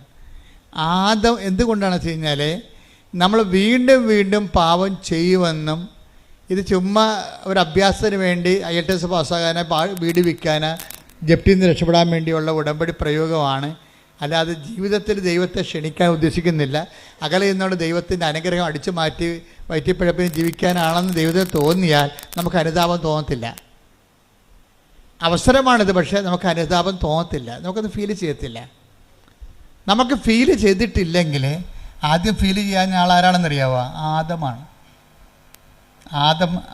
ആദമാണ് ആദ്യത്തെ മനുഷ്യൻ്റെ എന്താണ്? അതിന് ദൈവം അവനോട് ചോദിച്ചു. എന്താ ചോദിച്ചത്? പാപം കഴിഞ്ഞപ്പോൾ ദൈവത്തിൻ്റെ അനുസരണം, ദൈവത്തിൻ്റെ വചനത്തോടാണ് അനുസരണം കാട്ടിയത്. ബേസിക്കായിട്ട് എന്താണ് ആദത്തിൻ്റെ പാപം? ഉടമ്പടി വിരുദ്ധമായ പാപമാണ്. എന്താണ്? അവൻ പറയണ പോലെ ചെയ്യുന്നതാണ് ഉടമ്പടി, അവൻ പറയണ പോലെ ചെയ്യാത്തതാണ് പാപം. ക്ലിയർ അല്ലേ? പാദത്തിൻ്റെ പാപം എന്താണ്? ഉടമ്പടിയുടെ ബ്രേക്ക്മെൻറ്റാണ് വരുന്നത്. അതിൻ്റെ അകത്ത് ദൈവവും മനുഷ്യനും ഉണ്ടായ കാലം മുതലുള്ള നടപടിക്രമം ഉടമ്പടിയാണ്. ചിലപ്പോൾ ഉടമ്പടിയും ദൈവം പറയത്തില്ല, പക്ഷെ പറയണ പോലെ ചെയ്യാൻ പറയും. ആദം പറയണ പോലെ ചെയ്തില്ല, ഉടമ്പടി ബ്രേക്ക് ചെയ്തു. പക്ഷേ ആദ്യം എന്ത് പറ്റി? അവസരം കൊടുത്തില്ല. അവസരം കൊടുക്കാഞ്ഞ കാര്യം, ആ കക്ഷിയും അവ്വായും ഒക്കെ എല്ലാം ചില മനുഷ്യർ വീണ്ടും വീണ്ടും ഇത് തന്നെ ആവർത്തിക്കുമെന്നുള്ള ദൈവം തോന്നിക്കഴിഞ്ഞാൽ അനുതാപത്തിൻ്റെ അവസരം പോകും. ഇതൊരു നിസ്സാര കാര്യമല്ല. അവസരം കൊടുത്തില്ലെന്നല്ലേ യേശാവിനെ കുറിച്ച് പറയണത്. അപ്പം നിങ്ങൾക്ക് അനുതാപത്തിൻ്റെ ഒരു മൈൻഡ് സെറ്റ് വരണില്ല എന്നുണ്ടെങ്കിൽ അതിൻ്റെ അർത്ഥം നിങ്ങൾ കഠിനഹൃദയരാണെന്നൊന്നും അല്ല അർത്ഥം. മറിച്ച് ദൈവം നിങ്ങൾക്ക് അവസരം തരുന്നില്ല, കർത്താവിൻ്റെ ഗുഡ് ബുക്സിലില്ല. ഇത് കയറിപ്പറ്റണമെങ്കിൽ കുറച്ച് പണിയാണ്. പക്ഷേ ഉടമ്പടി വൃത്തിമേനമായിട്ട് ദൈവസ്നേഹത്തോടെ ചെയ്യണമെങ്കിൽ തിരിച്ചു വരാൻ പറ്റും. ഇപ്പം നമ്മൾ പേപ്പട്ടി കടിച്ചു കഴിഞ്ഞാലുള്ള മരുന്ന് എന്താ? പേപ്പട്ടിയുടെ റാബിറ്റ്സിനെ തന്നെയാണ് കുത്തിവെക്കണത്, ഇല്ലേ? എപ്പോഴും കറണ്ടല്ലോ. പേപ്പട്ടി കടിച്ച ആൾക്കാർക്ക് അതിനുള്ള, അല്ലെങ്കിൽ അതിൻ്റെ ഗോവസൂരി പ്രയോഗം എന്നൊക്കെ പറഞ്ഞുകൊണ്ട് വസൂരിക്ക് മരുന്ന് കണ്ടുപിടിച്ചില്ലേ? എന്താ കണ്ടുപിടിക്കണത്? വസൂരിയുടെ അണുക്കളെ തന്നെയാണ് കുത്തിവെക്കണത്. അപ്പോൾ അത് ബോഡി പാർട്ടാക്കി മാറ്റിയിട്ട് ബോഡി പാർട്ടിനെ കൊണ്ട് കയറി വന്നിരിക്കുന്ന ഫോറിൻ മാറ്ററിനെ നശിപ്പിച്ച് കളയുന്ന പരിപാടിയാണ്. അതുപോലെ തന്നെയാണ് ഉടമ്പടി ബ്രേക്ക് ചെയ്ത് ദൈവത്തിൻ്റെ വചനം ബ്രേക്ക് ചെയ്ത് കഴിഞ്ഞാൽ പിന്നെ അതിൻ്റെ ഒരു റെക്ടിഫിക്കേഷൻ എന്താണ്? ദൈവത്തിൻ്റെ വചനം തന്നെ പാലിച്ചാണ് നമ്മൾ തിരിച്ചു വരുന്നത്. കൈയടിക്കട്ടെ, ശ്രദ്ധിക്കട്ടെ. ഹല്ലേലൂയ. ചോദിക്കാം, ഉടമ്പടി ദൈവത്തിൻ്റെ വചനം തെറ്റിച്ച് ജീവിക്കുമ്പോൾ, ഉടമ്പടി ബ്രേക്ക് ആകുമ്പോൾ നമ്മൾ പാപാവസ്ഥയിൽ വരുന്ന, പിന്നെ അതിനെ റീഫണ്ട് ചെയ്യാൻ, അതിനെ പ്രതിരോധിക്കാൻ വേണ്ടി നമുക്ക് പിന്നെ അടുത്ത ആൻറ്റി വെനം എന്ന് പറഞ്ഞ സംഭവം എന്താണ്? ഉടമ്പടി പാലിച്ചുകൊണ്ട് ദൈവവചനം നിറവേറ്റുന്നതാണ് ഇതിനെ അതിജീവിക്കാനുള്ള തന്ത്രം. അതാണ് എപ്പോഴും ഉടമ്പടിയിൽ നിന്ന് ദൈവം മാറാത്തതിൻ്റെ കാരണം അതാണ്. ഉടമ്പടി ഒരേ സമയം തന്നെ ആഹാരവുമാണ്, മരുന്നുമാണ്. ശ്രദ്ധിക്കട്ടെ. ഹല്ലേലൂയ.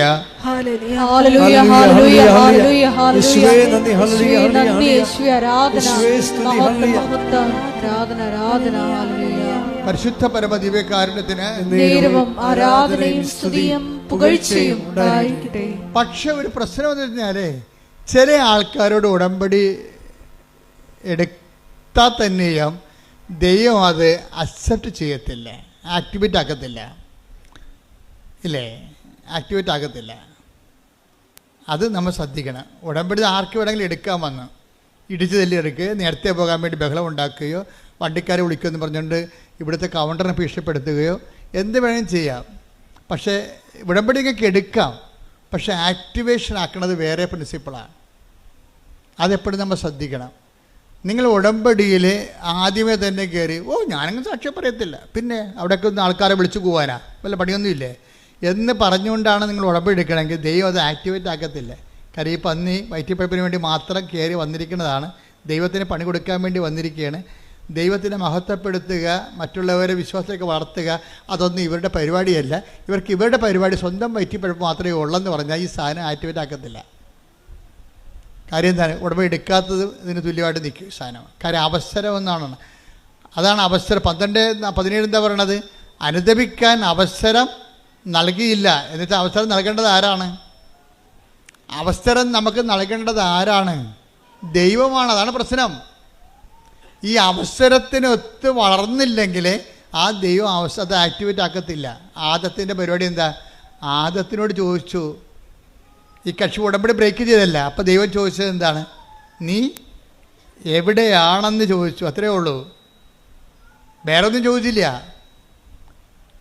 ഉൽപ്പത്തി 3:9 എടുത്ത് അവിടുന്ന് പുരുഷനെ വിളിച്ച് ചോദിച്ചു. അവിടുന്ന് പുരുഷനെ വിളിച്ച് പറഞ്ഞു. അവിടുന്ന് പുരുഷനെ വിളിച്ച് ചോദിച്ചു.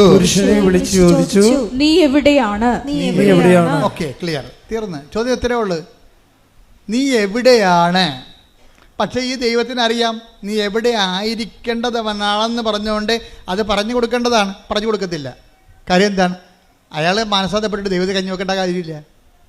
കാര്യം അവൻ ചെയ്തിരിക്കുന്ന തിന്മയ്ക്ക് പകരം ദൈവം റീഫണ്ട് ചെയ്യാൻ വേണ്ടി ആൾക്കാരെ എല്ലാം നിശ്ചയിച്ച് കഴിഞ്ഞു. മാതാവ് മനസ്സിൽ മാനസപുത്രിയെ പോലെ ജനിച്ചു. ഈശോയുടെ പരിശോധനത്തെക്കുറിച്ച് ദൈവം പ്ലാനിട്ടു. അപ്പോൾ ഈ പന്നി ഇനി മാനസാന്തരപ്പെട്ടിട്ട് ദൈവം ഒന്നും കാണിക്കാനില്ല. ഇവിടെ എന്താ പ്രശ്നം വെച്ചാൽ നീ എവിടെയാണെന്നാണ് ആദത്തിനോട് ചോദിക്കുന്നത്.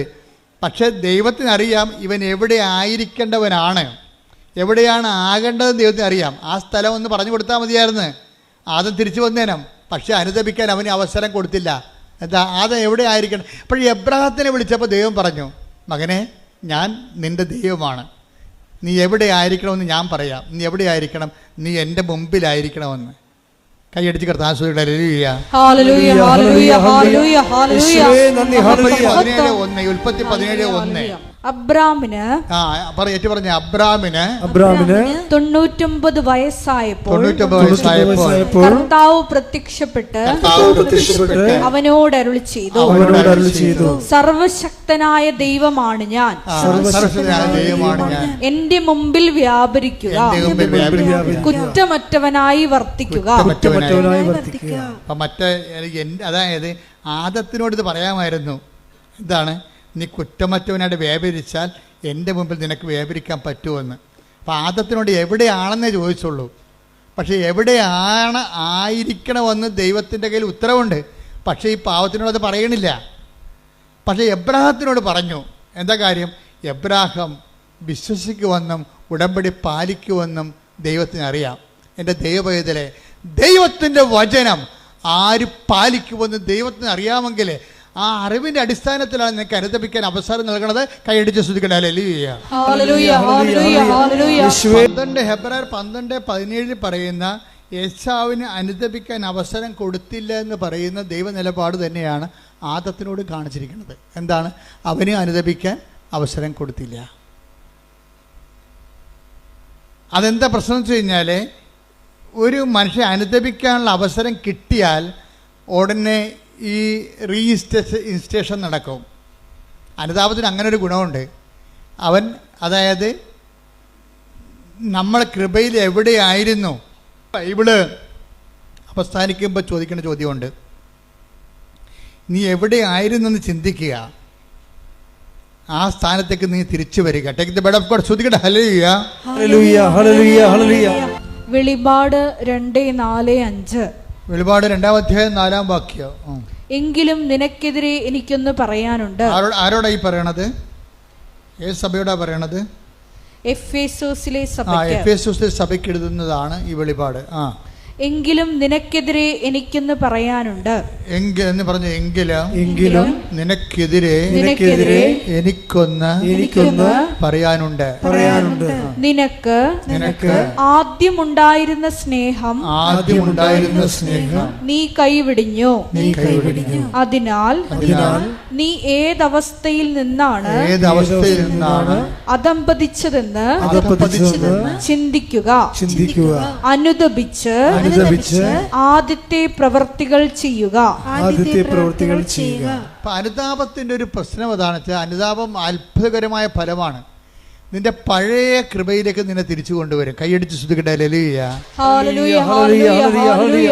മഹത്വം മഹത്വം ആരാധന ആരാധന ഹല്ലേലൂയ ഹല്ലേലൂയ ആരാധന ഹല്ലേലൂയ ഹല്ലേലൂയ. ദൈവത്തിന്റെ സ്നേഹം പറഞ്ഞപ്പോഴാണ് ഒരു രസമുണ്ടായി. ഇപ്പം ഞാൻ എൻ്റെ മുറി ഇരിക്കിയിരുന്നു. അപ്പോൾ ഒരു ഈച്ച വന്നിട്ട് എൻ്റെ മുഖത്തടിക്കുന്നുണ്ട്. എൻ്റെ മുറിയിൽ അങ്ങനെ ഈച്ച കയറേണ്ട കാര്യമില്ല. പിന്നെ ആരെങ്കിലും ഇവരെ കിച്ചൻകാർ കാപ്പിയും കൊണ്ട് കയറുമ്പോൾ അതിൻ്റെ കൂടെ കയറി പോരണം. അപ്പോൾ എനിക്കാണെങ്കിൽ ഭയങ്കര അലർജിയാണ് ഈ ഈച്ചയെ കാണുന്നത്. ഈച്ച വന്നിട്ട് എൻ്റെ നെറ്റിക്കടിച്ചുകൊണ്ടിരിക്കുകയാണ്. അപ്പോൾ ഞാനിങ്ങനെ തട്ടി കളയുന്നുണ്ട്. പിന്നെയും ഞാൻ ഇരുന്നുകൊണ്ട് എഴുതുക വരയ്ക്കുകയൊക്കെ വായിക്കുകയൊക്കെ ചെയ്യുന്നുണ്ട്. പിന്നെ ഈച്ച ചെവിയെ വന്നിരിക്കും. അപ്പോൾ ഇവിടെ കൊടുക്കും അടി. അപ്പോൾ പിന്നെ ഈച്ച ഇവിടെ വന്നിരിക്കും. ഈച്ചയുടെ അവസ്ഥ അറിയാമല്ല, ഒരു ബുദ്ധിയും ബോധവും ഇല്ലാത്ത സാധനം. അത് നമ്മളെ ടാർഗറ്റ് ചെയ്താൽ പിന്നെ നമ്മളേക്കൊന്നും പോകത്തില്ല. അപ്പോൾ എനിക്കാണെങ്കിൽ വിറഞ്ഞിരിക്കുകയാണ്. അപ്പം ഞാനുടനെ വിറഞ്ഞാലും ഞാൻ കർത്താവിനെ വിളിക്കും. ഞാൻ പറഞ്ഞു, കർത്താവേ ഈ സാധനം ചത്ത് വീഴണമെന്നുണ്ടെങ്കിൽ ഇപ്പം ചത്ത് വീഴണം, ഒറ്റടി വെച്ച് കൊടുക്കും. എൻ്റെ നെറ്റിക്ക് വന്നിരിക്കുമ്പോൾ ഞാൻ കർത്താവിനോട് പറയണതാണ്. ഇപ്പം കർത്താവിടെ ഇരിപ്പുണ്ടല്ല. ഇപ്പോൾ മേമ്പൊടി ഈ ആൾക്കാരിങ്ങനെ കൊച്ചു കഥ പറഞ്ഞ പോലെ പറയുകയല്ല, ഉള്ള സത്യമേ പറയത്തുള്ളൂ. അതായത് ഞാൻ എൻ്റെ നെറ്റിക്ക് വന്നിരുന്നപ്പോൾ ഞാൻ പറഞ്ഞു, കർത്താവേ, ഞാൻ എന്നെ അടിക്കാൻ പോവുകയാണ്, ഇത് ചത്ത് വീണത് ആണ് നിൻ്റെ തിരുമനസ്സെങ്കിൽ ഇപ്പം ചത്ത് വീണമെന്ന് പറയും. ഞാൻ ഒറ്റ അടി വെച്ച് കൊടുത്ത് എൻ്റെ കണ്ണട 2 കഷ്ണമായിപ്പോയി. എന്തിപ്പോൾ അറിയാനാണ്. ഞാനും മനോജും ഡ്രൈവറും കൂടി ഉടനെ കണ്ണടയും പിടിച്ച് അത് ഉണ്ടാക്കിയ സ്ഥലത്തേക്ക് പോയി, ചേർത്തല വാങ്ങിച്ച സ്ഥലത്തേക്ക്. ഞാൻ 2 കഷ്ണമായി പോയി നിങ്ങൾ തന്ന കണ്ണട. ഞാൻ അടിച്ചതാണെന്നുള്ളതാണ് സത്യമാണ്. ഞാൻ അവരോട് അത് മറച്ചൊന്നും വെച്ചില്ല. പക്ഷേ ഈ കണ്ണട എന്തെങ്കിലും ചെയ്യാൻ പറ്റുമോ, അതോ വേറെ കണ്ണട വാങ്ങിക്കണമെന്ന് ചോദിച്ചപ്പോൾ അവർ പറയണത് ഇത് ഞങ്ങളുടെ കണ്ണട അല്ലെന്ന്. അപ്പോൾ എനിക്ക് ഭയങ്കര ഡൗട്ടാണ്, ഇതെന്ത് പരിപാടി. എനിക്കാണെങ്കിൽ കുറേ ദിവസമായിട്ട് കണ്ണ് കഴക്കുകയൊക്കെ ചെയ്യുന്നുണ്ട്. ഇത് ഈ കണ്ണട വെച്ചിട്ടും എനിക്ക് കണ്ണ് കാണാനൊന്നും പറ്റണില്ല. ഞാൻ അലസത്തെ എന്നോട് ചോദിക്കുകയായിരുന്നു ഒരു ദിവസം, അച്ഛൻ എന്താ 2 കണ്ണടയും വെച്ചുകൊണ്ടിരിക്കണമെന്ന്. അതാണ് അലസത്തിന് അതിലേ പോകുമ്പോൾ ഞാൻ 2 കണ്ണടയും വെച്ചുകൊണ്ടിരിക്കുകയാണ്. എന്താ കാര്യം, ഒരു കണ്ണട ഓൺലൈനിൽ വരുത്തിച്ച് ഒരു ഈ റീഡിങ് ക്ലാസ്, ഈ ക്ലാസ്സിൻ്റെ കൂടെ വേറൊരു റീഡിങ് ക്ലാസ് കൂടി വെച്ചിട്ട് പോലും അക്ഷരങ്ങൾ ഡബിളായിട്ട് കാണുന്നു. എന്നാലും വേറെ മാർഗ്ഗമൊന്നുമില്ല, കാശ് കൊടുത്ത് മേടിച്ചതല്ലേ, ഇത്രയും നാളല്ലേ അയാൾ മേടിച്ചിട്ട്. ഇനി ഇത് നമ്മൾ പെട്ടെന്ന് വേറെ മേടിക്കുമ്പോൾ ധാരാളിത്തമായി പോകത്തില്ലേ. അതുകൊണ്ട് കണ്ണ് കഴിച്ചെങ്കിലും ഞാൻ കരു അടിച്ചെങ്കിലും ഇങ്ങനെ സഹിച്ചിരിക്കുമ്പോഴാണ് ഈച്ച വരുന്നത്. കൊടുത്തനടി 2 കഷ്ണം. അപ്പോൾ അവർ പറഞ്ഞു, അച്ഛ ഇത് ഞങ്ങൾ തന്ന കണ്ണടയാണിത്, പക്ഷേ 6 കൊല്ലം മുമ്പ് തന്നതാണ്. അച്ഛൻ 4 മാസം മുമ്പ് ഒരു കണ്ണട ഇവിടുന്ന് വാങ്ങിച്ചിട്ടുണ്ട്. അത് ശരിയാ, അതാണ് ഇതെന്ന് പറഞ്ഞ് ഞാൻ വെച്ചോണ്ട് നടക്കണത്. രതീഷ് പറ്റിച്ച പണിയാണ്. ഞാൻ അമേരിക്കയെ ധ്യാനിപ്പിക്കാൻ പോയപ്പോൾ രതീഷ് ഒരു കണ്ണട എടുത്ത് എൻ്റെ ബാഗിൽ വെച്ച് തന്ന്. അതുകൊണ്ട് ഞാൻ അവിടെ കൊണ്ട് നിർത്തിയപ്പോൾ എൻ്റെ കണ്ണൊക്കെ കഴക്കുന്നുണ്ട്. തിരിച്ചത് തന്നെ കൊണ്ടുപോകും. എനിക്കറിയാൻ പാടില്ല. ഞാനോടത്ത് ഇത് തന്നെ എനിക്ക് നമ്മൾ വാങ്ങിച്ച കണ്ണടയെന്ന് പറഞ്ഞ് നടക്കുകയാണ്. അപ്പോൾ അതുകൊണ്ട് തിരിച്ചു വന്നപ്പോൾ അത് വെച്ചിട്ട് നടക്കുകയാണ്. കണ്ണാണെങ്കിൽ കണ്ണ് കാഴ്ച പോവുകയും ചെയ്തുകൊണ്ടിരിക്കുകയാണ്. പക്ഷേ ഇത് ഇനി മുന്നോട്ട് പോകുന്നത് ശരിയല്ലെന്ന് അമ്മയ്ക്ക് മനസ്സിലായി. അതുകൊണ്ട് ഈ സാധനം അടിച്ച് പൊട്ടിച്ച്. പക്ഷേ കണ്ണട കടയിൽ ചെന്നപ്പോൾ അവർ പറയുകയാണ്, ഇത് ഞങ്ങൾ തന്ന 6 കൊല്ലം മുമ്പ് തന്ന കണ്ണടയാണ്. അച്ഛൻ്റെ കണ്ണൊന്ന് ടെസ്റ്റ് ചെയ്യണമെന്ന് കണ്ണ് ടെസ്റ്റ് ചെയ്തപ്പോൾ പറഞ്ഞ് ഈ ടെസ്റ്റെല്ലാം മാറിയിരിക്കുകയാണ്. അച്ഛൻ്റെത് കണ്ണിൻ്റെ പവർ കൂടിയിട്ടുണ്ട്. ഇത് 6 കൊല്ലം മുമ്പുള്ള പവറാണിത്. അവിടെ ഒരു രജിസ്റ്റർ ഉണ്ട്. ഇപ്പോഴത്തെ വേറെയാണ്. ഇപ്പോഴത്തെ കണ്ണടയ്ക്കുള്ള ടെസ്റ്റ് അച്ഛൻ 4 മാസം മുമ്പ് നടത്തിയതിൻ്റെ കണ്ണട തന്നിട്ടുണ്ട്. അതിവിടെ ഉണ്ട് നോക്കാൻ പറഞ്ഞ്. ഇവിടെ ഒന്ന് നോക്കിയപ്പോൾ ഉണ്ട്, സ്റ്റോറിൽ അത് ഇരിപ്പുണ്ട്. ആ പുതിയ കണ്ണട മേടിച്ചിട്ട് സ്റ്റോറിൽ ഇരിപ്പുണ്ട്. പഴയ കണ്ണടയെ വെച്ച് കണ്ണും കഴിച്ച് നടക്കുകയാണ് ഞാൻ. അതുകൊണ്ട് തന്നെ ഈച്ച അല്ലാതെ മാതാവ് ഒരു പണി ചെയ്യിക്കണത് എന്താണ്, ഞാൻ കണ്ണട മാറ്റുകയെന്ന് അമ്മയ്ക്കറിയാം. കാരണം കാശ് കൊടുത്ത് മേടിച്ച സാധനം മാറ്റുകയില്ല. അത് കണ്ട് ഈ സാധനം തല്ലിപ്പൊട്ടിച്ചാൽ മാത്രമേ ആ പഴയ കണ്ണടത്ത് വെക്കത്തുള്ളൂ, കണ്ണട അന്വേഷിക്കത്തുള്ളൂ. നോക്കിയേ, ദൈവം എന്തുമാത്രമാണ് മനുഷ്യനെ സ്നേഹിക്കണത്. ഇത് നിങ്ങളുടെ എല്ലാ ജീവിതത്തിലുണ്ട്. ഒരു കാര്യം പോലും, നിങ്ങളുടെ നിസ്സാര കാര്യം പോലും നമുക്ക് ഈ അനുതാപം ഉണ്ടാകുന്നത് എങ്ങനെയാണ്? ദൈവസ്നേഹത്തെക്കുറിച്ച് അനുഭവിച്ച് കഴിയുമ്പോഴാണ് ഇത്ര നല്ല ദൈവത്തോട് ഞാൻ അപരാധം, ആ വാക്ക് കേട്ടില്ല എന്ന് നോക്കണം. അവിടെ ഒരു അനുതാപം. അപ്പം അനുതാപം ഓട്ടോമാറ്റിക്കായിട്ട് ഉണ്ടാകത്തില്ല. എങ്ങനെ ഉണ്ടാകും? ദൈവസ്നേഹം കൂടണം. ഒന്ന് പ്രാർത്ഥിച്ചേ, കർത്താവായ ദൈവമേ, എനിക്ക് അനുതാപം ഉണ്ടാകാൻ ആവശ്യമായ ദൈവസ്നേഹത്താൽ എന്നെ അഭിഷേകം ചെയ്യണമേ. ദൈവസ്നേഹത്താൽ എന്നെ അഭിഷേകം ചെയ്യണമേ. ഹല്ലേലൂയ, ഹല്ലേലൂയ, ഹല്ലേലൂയ, ഹല്ലേലൂയ. മഹത്വം, മഹത്വം, ആരാധനയും സ്തുതിയും പുകഴ്ചയും ഉണ്ടായിരിക്കട്ടെ. നമ്മൾ ആദ്യം പറഞ്ഞ ഒരു സഹായം ഇപ്പൊ വേണം. എന്ന് വെച്ച് കഴിഞ്ഞാൽ നിങ്ങൾ പരിശുദ്ധാത്മാവിനോട് പറയണം, സഹായകനായ പരിശുദ്ധാത്മാവേ എന്നെ സഹായിക്കണമേ.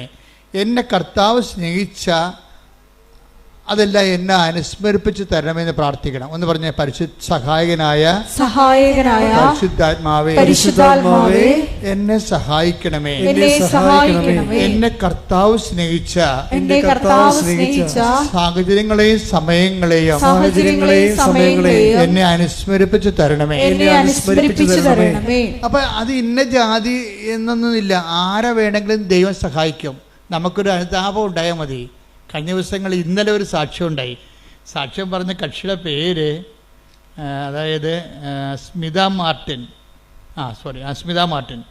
സ്മിത മാർട്ടിൻ്റെ പ്രശ്നം, അവൾക്ക് അധികം പൈസയൊന്നും ഇല്ല. IELTS എഴുതി കുറച്ച് കാശ് പോയിട്ടുണ്ട്.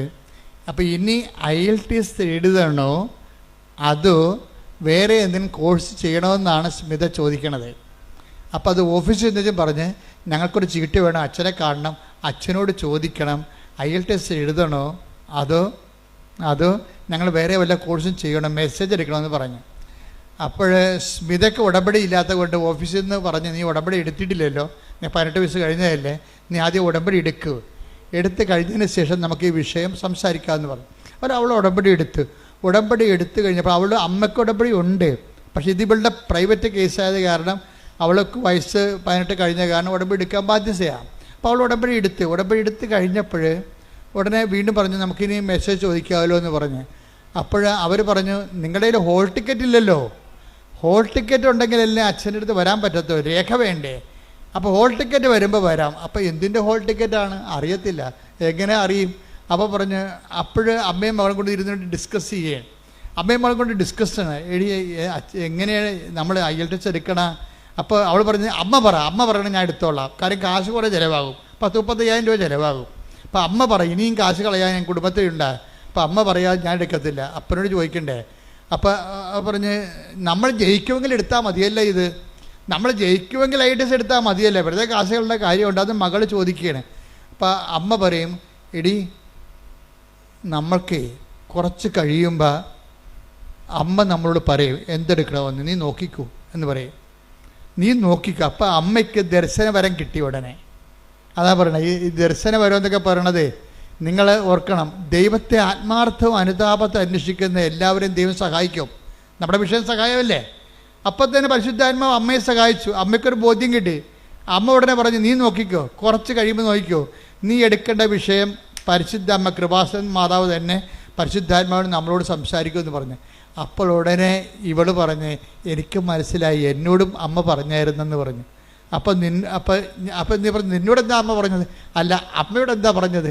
അപ്പോൾ എന്നോട് പറഞ്ഞത് ഇപ്പം നീ ഉടമ്പടി എടുത്ത് താഴെ വന്നിട്ട് മാതാവിന് അവിടെ പോകുകയല്ലേ, പ്രദക്ഷിണത്തിന് പോകുകയല്ലേ, അപ്പം മാതാവിന് നിൻ്റെ കൈ കിട്ടിയാൽ അതിൻ്റെ അർത്ഥം നീ IELTS എടുക്കണമെന്നാണ്. അതാണ് അമ്മക്ക് കിട്ടിയ വെളിപാട്. ഉടനെ ഇവൾ പറയും എനിക്കും കിട്ടിയത് അതാണ് അമ്മ എന്ന് പറയും മാതാവിന്. പക്ഷെ മാതാവിനെ കിട്ടാൻ പാടാണ്. 25 പേരുണ്ട് ആ ഗ്രൂപ്പിൽ. 25 പേരിലെ ഇവൾക്ക് ഇവളെടുക്കണ ലോട്ടിൻ്റെ അകത്ത് മാതാവ് ഉണ്ടാകണം. ആ ഒരൊറ്റ തെളിവേ ഉള്ളൂ. അപ്പോൾ ഇവർ ചെന്ന് ഇവളുടെ അമ്മ ഇവിടെ ഇരുന്ന് പ്രാർത്ഥിക്കുന്ന അവൾ അവിടെ സ്റ്റേജിൽ പോയി ലോട്ട് കിട്ടിയപ്പോൾ ഇവൾക്ക് മാതാവിനെ കിട്ടി. അപ്പോഴെന്ന് വെച്ച് കഴിഞ്ഞാൽ അത് മാതാവിനെ പിടിച്ചുകൊണ്ട് മുത്തുക്കോടിയുടെ താഴെക്കൂടി വരണമ്പോൾ അമ്മ ഇങ്ങനെ ഇവിടെ ഇരുന്ന് വെച്ചാൽ അങ്ങോട്ട് തിരിഞ്ഞു നോക്കിയപ്പോൾ മകളുടെ കൈ മാതാവ് ഇരിക്കണം. എൻ്റെ അമ്മയെന്നും പറഞ്ഞ് ഇവർ പെശര് പോലെ ഓടിച്ചെന്ന് മാതാവിനെ കെട്ടിപ്പിടിച്ചു ഉമ്മ വെച്ച്. അമ്മേ ഞങ്ങളെ വിട്ടുപോയിട്ടില്ലല്ലേ. അപ്പോൾ പറഞ്ഞു ഇനി എത്ര 1000 രൂപ പോയാലും കുഴപ്പമില്ല, നമ്മളായിട്ട് പാസ്സാകുന്നു. അതാ വിഷയം. അത് തീരുമാനം കണ്ട ഇത് അന്തർദർശനമെന്ന് പറയും. അന്നാളുകളിൽ നിങ്ങളുടെ യുവാക്കന്മാർ ദർശനങ്ങൾ കാണുമെന്ന് പറഞ്ഞില്ലേ, പിതാക്കന്മാർക്ക് സ്വപ്നങ്ങൾ ഉണ്ടാകുമെന്ന്. അതാണ് പരിശുദ്ധാത്മാവിന്റെ പ്രവർത്തനമാണത്. ഒന്ന് പോലെ എടുത്ത take the word of God ശ്രദ്ധിക്കട്ടെ. ഹല്ലേലൂയ. ജോയൽ 2:28. ജോയൽ 2:28. അന്ന് ഇങ്ങനെ സംഭവിക്കും. അന്ന് ഇങ്ങനെ സംഭവിക്കും. എല്ലാവരുടെയും മേൽ എന്റെ ആത്മാവിനെ ഞാൻ വർഷിക്കും.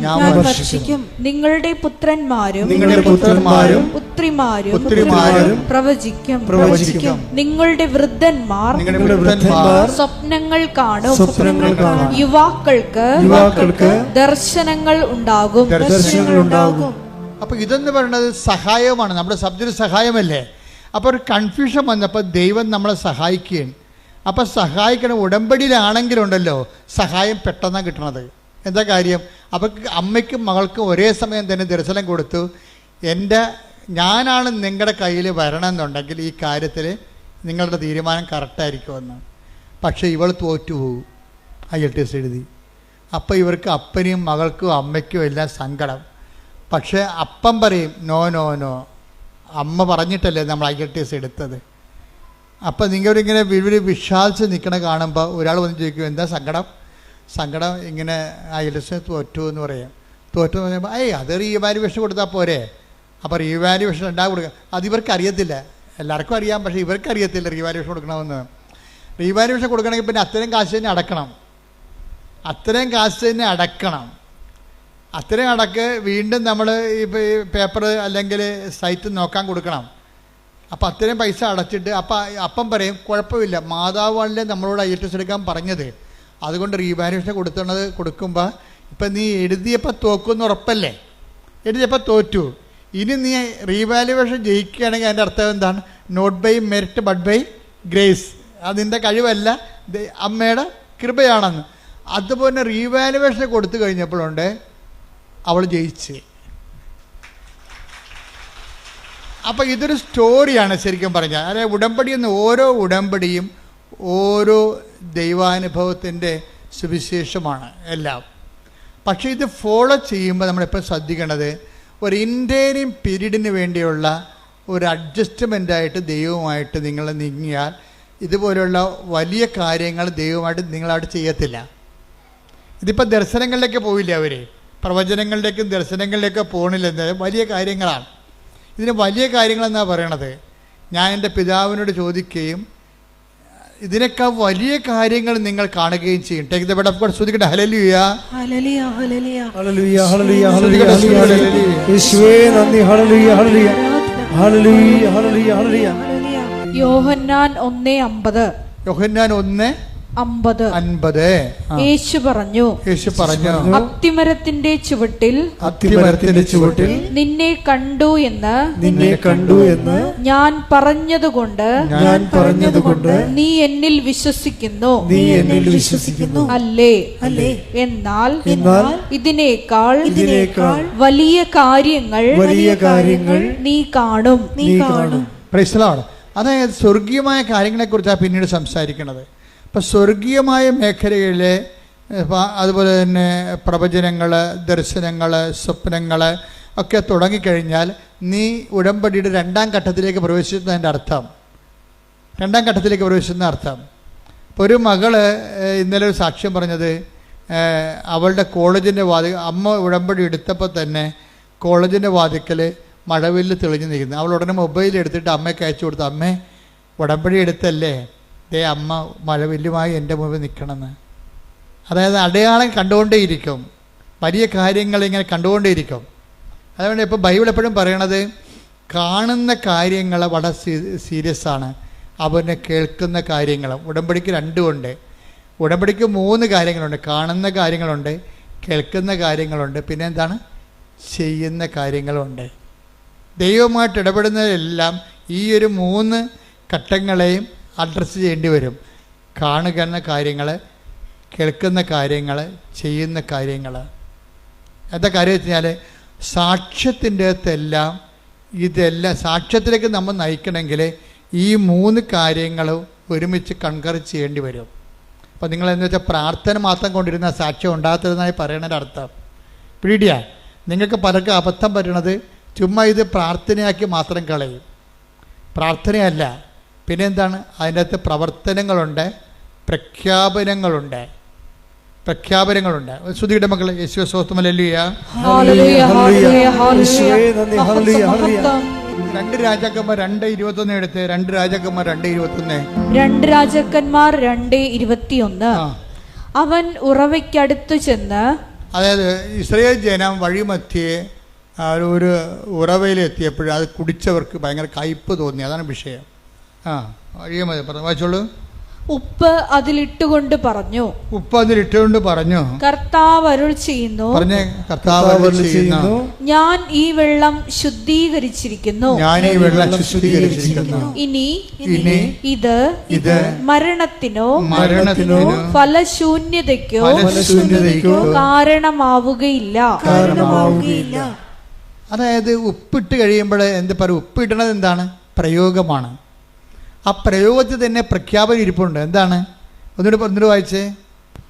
അവൻ ഉറവയ്ക്ക് അടുത്ത് ചെന്ന്, വിഷം പിടിച്ച ഉറവയ്ക്ക് അടുത്ത് ചെന്നിട്ട്, വിഷമുള്ള ഉറവയ്ക്ക് അടുത്ത് ചെന്നിട്ട് അവൻ എന്ത് ചെയ്തു, ഉപ്പ് അതിലിട്ടുകൊണ്ട് പറഞ്ഞു, കർത്താവിന്റെ നാമത്തിൽ ഉപ്പിട്ടുകൊണ്ട് പറഞ്ഞു. എന്താണ്, കർത്താവ് അരുൾ ചെയ്യുന്നു, ഞാൻ ഈ വെള്ളം ശുദ്ധീകരിച്ചിരിക്കുന്നു. ഇനി ഇത് മരണത്തിനോ ഫലശൂന്യതയ്ക്കോ കാരണമാവുകയില്ല. അതായത് കർത്താവ് അരുളി ചെയ്യുന്നു, ഇതിന് മരണത്തിന് കാരണമാവുകയില്ല. ഫലശൂന്യതയ്ക്ക് കാരണമാവുകയില്ല. എന്ന് പറഞ്ഞാൽ എന്താണ്? ഉപ്പ് ഇടണത് പ്രയോഗവും മരണത്തിന് കാരണമാവുകയില്ല എന്ന് പറയുന്നത് പ്രഖ്യാപനവുമാണ്, ദൈവത്തിലുള്ള പ്രഖ്യാപനവുമാണ്. ഇതുകൊണ്ടാണ് ചില ആൾക്കാർ പണ്ട് പല പല കാര്യങ്ങൾ ചെയ്യുമായിരുന്നു. പിന്നെ ആൾക്കാരത് ഓവറായിട്ട് ചെയ്യാൻ തുടങ്ങിയപ്പോഴാണ് ഞങ്ങൾ ഈ പത്രത്തിൻ്റെ കാര്യങ്ങളൊക്കെ ഒന്ന് സബ്സിഡാക്കി കളഞ്ഞത്. പക്ഷേ എന്നാലും ഉപ്പ് ഇപ്പോഴും ഇടുന്നുണ്ട് ആൾക്കാർ. മാവ് പൂത്തില്ലെന്ന് പറഞ്ഞു കഴിഞ്ഞാൽ ഉടനെ കൊണ്ടുപോയി അവർ ഉപ്പിട്ട് വിശ്വാസപ്രമാണം ചെല്ലും. ഇവിടെ ഞങ്ങളെ സംബന്ധിച്ചിടത്തോളം ഇവിടെ ഞങ്ങളെ തിരക്കാനോ പറയാനോ അന്വേഷിക്കാനോ ഞങ്ങളെ റെക്കമെൻഡ് ചെയ്യാനോ ആരുമില്ല എന്ന് പറഞ്ഞാൽ പരീക്ഷ ഹോളിലും ആൾക്കാർ കൊണ്ടുപോയി ഉപ്പ് പ്രയോഗിക്കും. എന്താ കാര്യം? കർത്താവ് അരുളി ചെയ്യുന്നു, എനിക്കിത് തോൽവിക്ക് കാരണമാകുകയില്ല.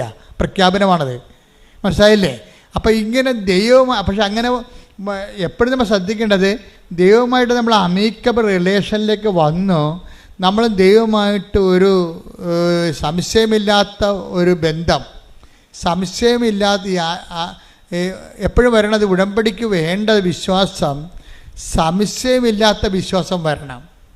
പ്രീഡിയ നിങ്ങൾക്ക് ഉടമ്പടിയിൽ ഈ പ്രഖ്യാപനം ഫലിക്കാത്തതിൻ്റെ കാരണം സംശയത്തിൻ്റെ കണ്ടൻ്റ് ഉള്ളത് കൊണ്ടാണ്. നിങ്ങൾ ഉപ്പൊക്കെ ഇടുകയെ, പക്ഷേ ചിലത് ഫലിക്കത്തില്ല. കാര്യം വെച്ച് കഴിഞ്ഞാൽ അതിൻ്റെ അകത്ത് സംശയത്തിൻ്റെ കണ്ടൻ്റ് ഉള്ളത് കൊണ്ടാണ്. അപ്പം അത് നിങ്ങൾ എപ്പോഴും ചെയ്യേണ്ട കാര്യം വെച്ചാൽ ഈ സംശയം നീക്കാൻ വേണ്ടി പ്രത്യേകം ആന്തരിക അഭിഷേകം, അനോയിൻറ്റഡ് ഫെയ്ത്ത് എന്ന് പറഞ്ഞൊരു ഫെയ്ത്തുണ്ട്. ബൈബിളിൽ വലിയ വിശ്വാസം എന്നൊക്കെ പറയും, പക്ഷേ അനോയിൻറ്റഡ് ഫെയ്ത്താണ്. എന്നുവെച്ചാൽ അതിൻ്റെ അകത്ത് 10% ഫെയ്ത്തായിരിക്കും. കണ്ടൻറ്റ് വൈസ് 100% ഫെയ്ത്ത് വിശ്വാസം തന്നെയായിരിക്കും. അതിൻ്റെ അകത്ത് സംശയം ഉണ്ടാകത്തില്ല. പത്തോസിന് കുറച്ച് വിശ്വാസം ഉണ്ടെങ്കിലും പക്ഷെ പെട്ടെന്ന് കാലം നനഞ്ഞപ്പോൾ കാറ്റ് പിടിച്ചപ്പോൾ പുള്ളി താഴെ പോയില്ല, ടക്കോന്നും താഴെ പോയി. അപ്പോൾ കർത്താവ് എന്താ ചോദിക്കണത്? അല്പവിശ്വാസി. അതാണ് ചോദിക്കണത്. എന്താണ് കാര്യം? സംശയിച്ചത്. Take the word of God. അല്പവിശ്വാസി. മത്തായി 14:31. മത്തായി 14:31. ഉടനെ യേശു കൈനീട്ടി അവനെ പിടിച്ചുകൊണ്ട് പറഞ്ഞു, അല്പവിശ്വാസി, നീ സംശയിച്ചതെന്ത്? അല്പവിശ്വാസി, നീ സംശയിച്ചത് എന്ത്? അപ്പം ഈ പ്രയോഗം നടത്തുന്നവരില്ലേ, കാശുരൂപത്തിൻ്റെ ഉപ്പിൻ്റെയും ഒക്കെ പ്രയോഗങ്ങൾ നടത്തുന്നവർ എപ്പോഴും ശ്രദ്ധിക്കേണ്ടത്, നിങ്ങൾ അതൊക്കെ ചെയ്യുന്നതിന് മുമ്പ് വിശ്വാസത്തിൻ്റെ അകത്ത് ആ വിശ്വാസം കണ്ടന്റ് അല്പം മാത്രമുള്ള വിശ്വാസമുണ്ട്, ബാക്കിയുള്ളതെല്ലാം എന്താണ്? അല്പവിശ്വാസി എന്ന് പറഞ്ഞതിൻ്റെ അർത്ഥം എന്താണ്? അല്പം മാത്രം വിശ്വാസം, ബാക്കിയുള്ളത് എന്താണ്? സംശയം. അതാണ് വിഷയം. അതാണ് അല്പവിശ്വാസി, നീ സംശയിച്ചത് എന്ത്? അപ്പോൾ വിശ്വാസമുണ്ട്, പക്ഷെ ഒരു 30% 50% വിശ്വാസമുണ്ട്. പക്ഷെ 50% എന്താ ഉള്ളത്? സംശയമാണ്. ഇന്നലെ വേറെ ഒരു ലേഡി ഒരു സാക്ഷ്യം പറഞ്ഞിട്ടുണ്ട്. എന്ന് വെച്ച് കഴിഞ്ഞാൽ അവരുടെ സാക്ഷ്യം ജിസ്മി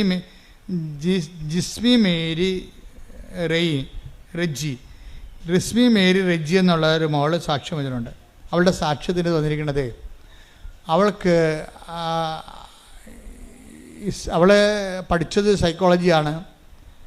പക്ഷെ ഒരു നിമിഷം ഉടമ്പടി എടുത്ത് കഴിഞ്ഞപ്പോൾ അവളുടെ അമ്മ ഉടമ്പടിയിലാണ്. പക്ഷേ സൈക്കോളജിയുടെ ഉപരിപഠനം എടുത്ത് ഡോക്ടറേറ്റ് എടുത്തിട്ട് കോളേജൊക്കെ പഠിപ്പിക്കുക, അല്ലെങ്കിൽ ആ മേഖലയിൽ കൗൺസിലിംഗ് ഒക്കെ ആയിട്ട് പോവുക എന്നുള്ള ഉദ്ദേശമാണ് ഇവിടെ പണ്ട് മുതലെയുള്ള ഇവളുടെ ഒരു ആഗ്രഹമാണ്. പക്ഷേ കുറച്ച് കഴിഞ്ഞപ്പോൾ ഇവൾക്ക് ഒരു പെർപ്ലക്ഷൻ ഉണ്ടായി. എന്ന് വെച്ച് കഴിഞ്ഞാൽ, ഞാനിത് കൊണ്ട് ഗതി പിടിക്കുമോ, എൻ്റെ കുടുംബത്തിലെ കടങ്ങളെ പരിഹരിക്കാൻ പറ്റുമോ എന്നൊക്കെ പറഞ്ഞ് അവൾക്ക് ഡൗട്ടായി കഴിഞ്ഞപ്പോൾ അവൾക്ക് പെട്ടെന്ന് ഇവൾ തീരുമാനം എടുത്ത് പറഞ്ഞ് നേഴ്സിംഗ് പറ്റിയ പഠിക്കാമെന്ന് പറഞ്ഞു. അപ്പോൾ അമ്മയെ വിളിച്ചപ്പോൾ അമ്മയ്ക്ക് ഭയങ്കര സന്തോഷം. കാര്യം ഇവൾ സൈക്കോളജി എന്ന് പറഞ്ഞ് കെട്ടിച്ചാടിയ കാരണം അമ്മ പിന്നെ ഭയങ്കര സങ്കടപ്പെട്ട് ജീവിക്കുകയാണ്. അവൾ ഇസ്രയേലിലാണെങ്കിലും ഈ മകളുടെ പഠനത്തിൽ അവൾക്ക് അത്രയ്ക്ക് അവളുടെ ഒരു കപ്പാസിറ്റി, സൈക്കോളജിക്ക് എടുക്കുന്നവർക്ക് വേറെ ഒരു കലിബറല്ലേ, വേറെ കപ്പാസിറ്റിയാണ്. ആ ഒരു കപ്പാസിറ്റി ഇവർക്ക് ഇല്ലല്ലോ എന്ന് എന്തോ അവർക്കൊരു അസ്വസ്ഥത. പക്ഷേ ഇവിടെ നേഴ്സിംഗ് എന്ന് പറഞ്ഞപ്പോൾ അമ്മയ്ക്ക് ഇഷ്ടം. അപ്പോൾ അമ്മ പറഞ്ഞു, അങ്ങനെയാണെങ്കിൽ ആസ്ട്രേലിയയിൽ പോയി മകളെ എന്ന് പറഞ്ഞു. ആസ്ട്രേലിയയിൽ പോകാൻ പറഞ്ഞു. അപ്പോൾ ആസ്ട്രേലിയയിൽ പോകാൻ നേരത്തെ ഇവളുടെ CV മാർക്ക് ലിസ്റ്റും അയച്ചു കൊടുത്തു. പക്ഷേ ആദ്യമൊക്കെ ഇവൾ വിചാരിച്ച കോളേജിൽ കിട്ടാൻ വേണ്ടി ഇവൾ ഉടമ്പടി എടുത്തിട്ടുണ്ട്. പക്ഷേ ആ കോളേജിൽ കിട്ടണില്ല. പക്ഷേ പെട്ടെന്ന് ഈ ഉടമ്പടി എടുത്ത് പ്രെയർ തുടങ്ങിയപ്പോൾ തന്നെ ആസ്ട്രേലിയയിൽ നിന്ന് ഇവൾ പറഞ്ഞ കോളേജിൽ നിന്ന് ഇവർക്ക് ഒരു ഓഫർ ലെറ്റർ വന്ന് അത് ഓക്കെ ആയി. പിന്നെ ബാങ്ക് ലോണും ഒക്കെ ഓക്കെ ആയി. പെട്ടെന്ന് ഓക്കെ ആയി കഴിഞ്ഞപ്പോൾ ഇവൾക്ക് പറയണ, ഓ അത് എൻ്റെ നല്ല മാർക്കാണ്, അപ്പോൾ എനിക്കെൻ്റെ നല്ല മാർക്കുള്ളത് കൊണ്ടാണ് എനിക്ക് ആദ്യം യേശുവെ സൂത്രം എന്നൊക്കെ പറഞ്ഞെങ്കിലും പിന്നീട് ഇവിടെ കളം മാറി. അങ്ങനെയാണല്ലോ ഈ പല ആൾക്കാർക്കും സംഭവിക്കുന്നത്. എന്ന് വെച്ച് കഴിഞ്ഞാൽ ഇവരിങ്ങനെ യേശുവെ സ്വസ്ത്രം സൂത്രം എന്നൊക്കെ പറയുന്നുണ്ടെങ്കിലും ഇവരുടെ അടിമനസ്സിൽ ഇവർ പറയും ഇത് എൻ്റെ കഴിവ് കൊണ്ടാണെന്ന് പറയും. ഇവർക്ക് അങ്ങനെ സംഭവിച്ചിരുന്നില്ല. ആരാണത്? അവളുടെ അതായത് ജുസ്മേരിക്ക് എന്താ പറയണത്? ഓ ഇത് എൻ്റെ മാർക്ക് ഹൈ മാർക്കല്ലേ, എബവ് 90 മാർക്കുണ്ട്, എബവ് 90% മാർക്കുണ്ട്. അപ്പോൾ എൻ്റെ മാർക്ക് കണ്ടിട്ട് അവർ മലന്ന് പോയി കാണും, അതുകൊണ്ടാണ് എനിക്ക് അഡ്മിഷൻ കിട്ടിയെന്ന് പറയുമ്പോൾ എന്ത് പറ്റി? ദൈവം ചെയ്ത് ദൈവം ഞൊട്ടി. കണ്ടാ സംഭവം? കണ്ടാ? അപ്പോൾ ഇങ്ങനെ ഉള്ളിലിരിപ്പ് ചില ആൾക്കാർക്കുണ്ട്. ഉള്ളിലിരിപ്പ് നിങ്ങളെ പുറത്ത് ഇങ്ങനെ പ്രാർത്ഥിക്കുമെങ്കിലും നിങ്ങളുടെ ഉള്ളിലിരിപ്പ് നിങ്ങളുടെ കേമത്വം കൊണ്ടാണ് എന്ന് നിങ്ങൾക്ക് തോന്നിയാൽ, അപ്പം നിങ്ങൾക്ക് ചെറുക്കനെ കിട്ടി, ഒരു കല്യാണം പെണ്ണിനെ കിട്ടിയ അതൊക്കെ എൻ്റെ കഴിവും എൻ്റെ സർവീസും എൻ്റെ ശമ്പളവും എൻ്റെ സൗന്ദര്യം കൊണ്ടാണെന്നൊക്കെ പറഞ്ഞ് കുറച്ച് ഉള്ളിൽ നിങ്ങൾ അങ്ങനെ ധരിക്കും. അതോടുകൂടി ഒരു തീരുമാനം ഉണ്ടാകും. എന്താ കാര്യം? പിന്നെ ഈ പേപ്പർ ഡീഡ്ക്ക് ദൈവം വഴി മഷിയിട്ടൊക്കെ കാണത്തില്ല. എന്താ കാര്യം? ദൈവത്തിനറിയാം നീ എന്ത് അഭ്യാസം ദൈവത്തെ വെച്ച് നേടിയാലും കുറച്ച് കഴിയുമ്പോൾ അതെല്ലാം നിൻ്റെ ക്രെഡിറ്റിലേക്ക് നീ കൊണ്ടുവരുമെന്ന്. പക്ഷേ ഇത് ഈ ഉടമ്പടിയിൽ ഏറ്റവും വരാൻ പോകുന്നൊരു അപകടമാണത്. നിങ്ങളെ ഒരു വിശ്വാസം നിന്ന് കഴിഞ്ഞാൽ എല്ലാ കാലത്തും ആ വിശ്വാസം കീപ്പ് ചെയ്യണം. അല്ലെങ്കിൽ 6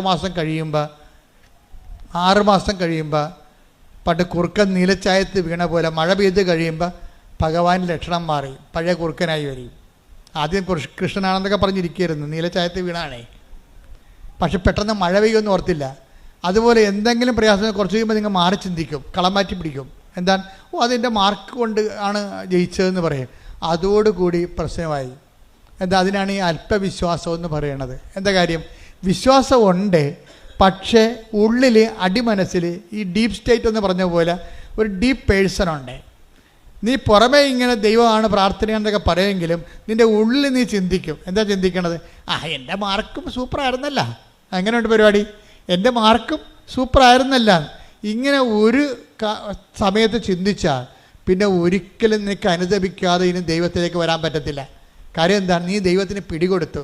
ഒന്നാമത്തെ ലോക ഇഡിയറ്റാണ് നീ. ബസ്റ്റാണെന്ന് വിളിക്കാത്തത് ബലിപീഠമായതുകൊണ്ടാണ് വിളിക്കാത്തത്. എന്നുവെച്ചാൽ പ്രശ്നം വെച്ച് കഴിഞ്ഞാൽ ലോക ഇഡിയറ്റാണ്. എന്താ കാര്യം വെച്ച് കഴിഞ്ഞാൽ നിനക്ക് കിട്ടിയ അനുഗ്രഹങ്ങൾ ഏതെങ്കിലും ഒരു സാഹചര്യത്തിൽ കൂട്ടുകാരാ വല്ലതൊക്കെ വായി നോക്കിക്കളാ പറഞ്ഞു കഴിഞ്ഞാൽ ഉടനെ നീ കളം മാറി ചവിട്ടും. അതെൻ്റെ കഴിവ് കൊണ്ടാണ്. പിന്നെ പ്രാർത്ഥന, നിൻ്റെ കഴിവില്ലേ, നിനക്ക് ഇത്രയും മാർക്ക് ആർക്കുണ്ട് എന്നൊക്കെ ചോദിച്ചു കഴിയുമ്പോൾ നീ ഫ്ലാറ്റാവും അതോടുകൂടി. പക്ഷേ ഇവള് ഇങ്ങനെ പറഞ്ഞ് വിശ്വാസത്തിൽ അപ്പം ഡൗൺ ആയി കഴിഞ്ഞപ്പോൾ വേറൊരു കൂട്ടുകാരത്തെ കണ്ട്. അപ്പോൾ പറഞ്ഞു, എടി നീ നിൻ്റെ കാര്യം എന്തായി? എനിക്ക് ഹസ്റ്റലി ഇന്ന കോളേജിൽ കിട്ടി. അയ്യോ കിട്ടിയാ? എങ്ങനെ കിട്ടി? എപ്പോൾ കിട്ടി? ഇന്നലെ കിട്ടി. ഇന്നലെ കിട്ടിയാ? ഇന്നലെ കിട്ടി? എന്താണ്? ഇല്ല കിട്ടിയില്ല എനിക്ക് കിട്ടിയല്ല. അത് പേപ്പർ കാണിച്ച്. അപ്പോൾ ഇവർ തലയ്ക്ക് വെക്കണം. എന്താ പ്രശ്നം വെച്ചാൽ കഴിഞ്ഞ ആഴ്ചയിൽ അഡ്മിഷൻ ക്ലോസ് ചെയ്തായിരുന്നു ആ കോളേജിൽ. ഇവർക്ക് പണി കിട്ടണ വരെ കണ്ടില്ലേ? ദൈവം വിടത്തില്ല, നിന്നെ പുറകെ നടക്കുകയാണ് ഈ പിശാചിൻ്റെ പുറകെ. എന്താ കാര്യം? നീ നിൻ്റെ കഴിവ് കൊണ്ടാണ്, മാർക്ക് കിട്ടിയത് കൊണ്ടാണ് അവിടെ ജയിച്ചതെന്ന് പറഞ്ഞു പോയില്ലേ? അപ്പോൾ ഇനി നിന്നെ കറക്റ്റ് കാര്യം പറഞ്ഞു തരേണ്ട ദൈവത്തിന് ചുമതലയല്ലേ? അപ്പോൾ ഒരു കൂട്ടുകാരത്തെ വിട്ടിരിക്കുകയാണ്. കൂട്ടുകാരത്തെ വിട്ടിയപ്പോൾ അപ്പോൾ കഴിഞ്ഞ ആഴ്ചയിൽ അത് പൂർത്തിയതാണ്, അവിടുത്തെ അഡ്മിഷൻ ക്ലോസ് ചെയ്തതാണ്. പിന്നെ എനിക്ക് ഇന്നലെ കിട്ടി. അപ്പോഴാണ് ഇവർക്ക് വിഷമമായി, അനുതാപമായത്. ആ അനുതാപം എന്നെ വഴി കണ്ടില്ലേ? അനുതാപം അനുഭവത്തിൻ്റെ വരത്തുള്ളൂ. അപ്പോൾ അനുതാപം വന്നു. അപ്പോൾ അവൾ സോറി പറഞ്ഞു. അപ്പം സാക്ഷ്യം ഉടനെ പറഞ്ഞു. സാക്ഷ്യം പറയരുതെന്നും പറഞ്ഞാൽ ഉടമ്പടി എടുത്തത്. പക്ഷേ ഇപ്പോൾ അവൾ സാക്ഷ്യം പറഞ്ഞു. എന്താ കാര്യം? അനുഭവം അത്തരമാണ്. കാര്യം എന്താണ്? ക്ലോസായി പോയ അഡ്മിഷന് ഇവക്ക് വേണ്ടി മാത്രം മാതാവ് പുതിയ അഡ്മിഷൻ ചെയ്ത് കൊടുത്തിരിക്കുകയാണ് ഓസ്ട്രേലിയയിൽ. കൈയടിച്ച് ശ്രദ്ധിക്കട്ടെ. ഹല്ലേലൂയ. അപ്പം സംശയത്തിൻ്റെ കണ്ടന്റുകളെ കറക്റ്റ് ചെയ്യാൻ നോക്കണം എപ്പോഴും. സംശയം, അതായത് നമ്മളുടെ സംശയം വരുന്നത് കൊണ്ടാണ് ഇത് കുറച്ച് കഴിയുമ്പോൾ കളം മാറ്റി ചിന്തിക്കുകയും നിങ്ങളുടെ ക്രെഡിറ്റിലേക്ക് ഈ സംഭവം കൊണ്ടുവരികയും ചെയ്യണത്. ദൈവം ഒരിക്കലും ഇങ്ങനെ നൽകിയ അനുഗ്രഹം എപ്പോഴും നോട്ട് ബൈ മെറിറ്റിലേക്ക് നൽകണത്. അതാണ് പ്രശ്നം. ഈ സംശയം വരുമ്പോൾ ഉണ്ടാകുന്ന പ്രശ്നം, ദൈവം നിങ്ങൾക്ക് എന്തെങ്കിലും തരണമെങ്കിൽ സ്വാഭാവികമായിട്ട് കിട്ടാത്ത കാര്യങ്ങളാണ് ദൈവം തരണത്. ദൈവം അല്ല, ദൈവത്തിൻ്റെ കൃപ കൊണ്ടായിട്ട് അവർക്ക് തരണത്. പക്ഷെ അത് കുറച്ച് കഴിയുമ്പോൾ നിങ്ങളുടെ കഴിവ് കൊണ്ടാണ് നിങ്ങൾ പറഞ്ഞു കഴിഞ്ഞാൽ ഉടമ്പടിക്കെതിരായ പാപമായിട്ട് മാറും. അത് പരിശുദ്ധാത്മാവിനെതിരായ പാപം പോലെ പറഞ്ഞ പോലെ ഉടമ്പടിക്കെതിരായ ചില അച്ഛന്മാർ ചോദിക്കും, ഉടമ്പടിക്കെതിരായ പാപങ്ങളോ? എന്നാ ഉടമ്പടി? ആരുടമ്പടി എടുത്തു? എന്ത് പാപം എന്നൊക്കെ ചോദിക്കും. അതുമായി ഇവരൊക്കെ അറിയാൻ മേലാതെ പറയണതാണ്. ഉടമ്പടി എടുത്ത് ദൈവത്തോട് നമ്മൾ ഉടമ്പടി ചെയ്ത് കഴിഞ്ഞാൽ ഇതുപോലെ സംശയങ്ങൾ വരികയും ദൈവത്തിൽ നിന്ന് അനുഗ്രഹം കൈപ്പറ്റുകയും അതേസമയം തന്നെ നിനക്ക് നോട്ട് ബൈ മെറിറ്റ്, നിൻ്റെ കഴിവല്ലാതെ ദൈവത്തിൻ്റെ കൃപ കൊണ്ട് നിനക്കൊരു ആനുകൂല്യം കിട്ടിയിട്ട് പിന്നീട് കളം മാറ്റി ചവിട്ടി അത് നിൻ്റെ കഴിവ് കൊണ്ടാണെന്ന് പറഞ്ഞാൽ അത് ഉടമ്പടിക്കെതിരായ പാപമായി മാറും. അങ്ങനെ ഉടമ്പടിക്കെതിരായ പാപങ്ങൾ ശരിക്കും പറഞ്ഞാൽ ഏറ്റുപറഞ്ഞ് കുമ്പസാരിക്കേണ്ടതാണ്. കാര്യം നിങ്ങൾ ചെയ്തിരിക്കുന്നത് ജോസഫച്ചനോടല്ല ഉടമ്പടി ചെയ്തിരിക്കുന്നത്. ആരുമായിട്ടാണ്? പരിശുദ്ധ അമ്മ വഴി ഈശോയോട് ചെയ്ത ഉടമ്പടിയാണ്. അതുകൊണ്ട് തന്നെ ആ വിഷയത്തിൻ്റെ മേലെ തുടർ നടപടികൾ ഉണ്ടാകണം. നിങ്ങൾ വിശുദ്ധി ജീവിക്കണം, അനുതാപത്തോടെ ജീവിക്കണം, ദൈവത്തിൻ്റെ സ്നേഹത്തിൻ്റെ മേഖലയിലായിരിക്കണം. ശ്രുതികട്ടെ ഹല്ലേലൂയ.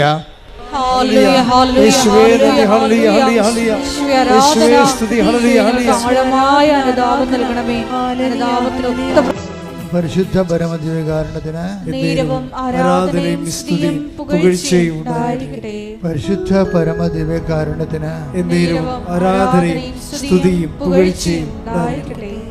എൻ്റെ പ്രിയപ്പെട്ടവരെ, രോഗസൗഖ്യ പ്രാർത്ഥനയിലേക്കും ജീവിത ദുരിത തടസ്സ നിവാരണ പ്രാർത്ഥനയിലേക്ക് പ്രവേശിക്കുന്ന സമയമാണ്.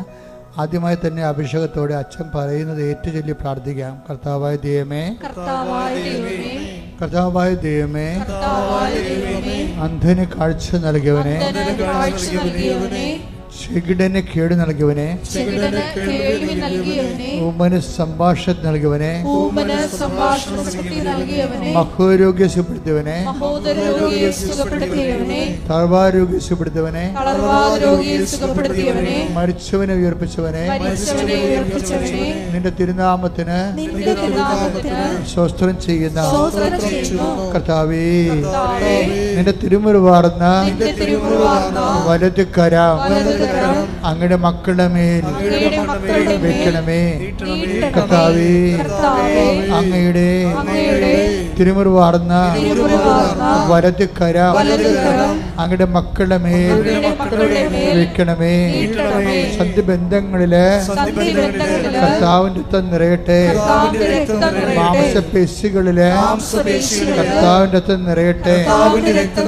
രക്തഞരമ്പുകളില് കർത്താവിന്റെ രക്തം നിറയട്ടെ. എല്ലാ കോശങ്ങളും യേശുവിന്റെ നാമത്തില് തുള്ളിച്ചാടട്ടെ. എല്ലാ കോശങ്ങളും ഹല്ലേലൂയ പാടി യേശുവിന്റെ നാമത്തിൽ കുതിച്ചു ചാടട്ടെ. യേശുവിന്റെ നാമത്തില് മാരക രോഗങ്ങള് യേശുവിന്റെ നാമത്തില് തീരാവേദികള് യേശുവിന്റെ നാമത്തിൽ മഹാരോഗങ്ങള് യേശുവിന്റെ നാമത്തില് മാറിപ്പോകട്ടെ.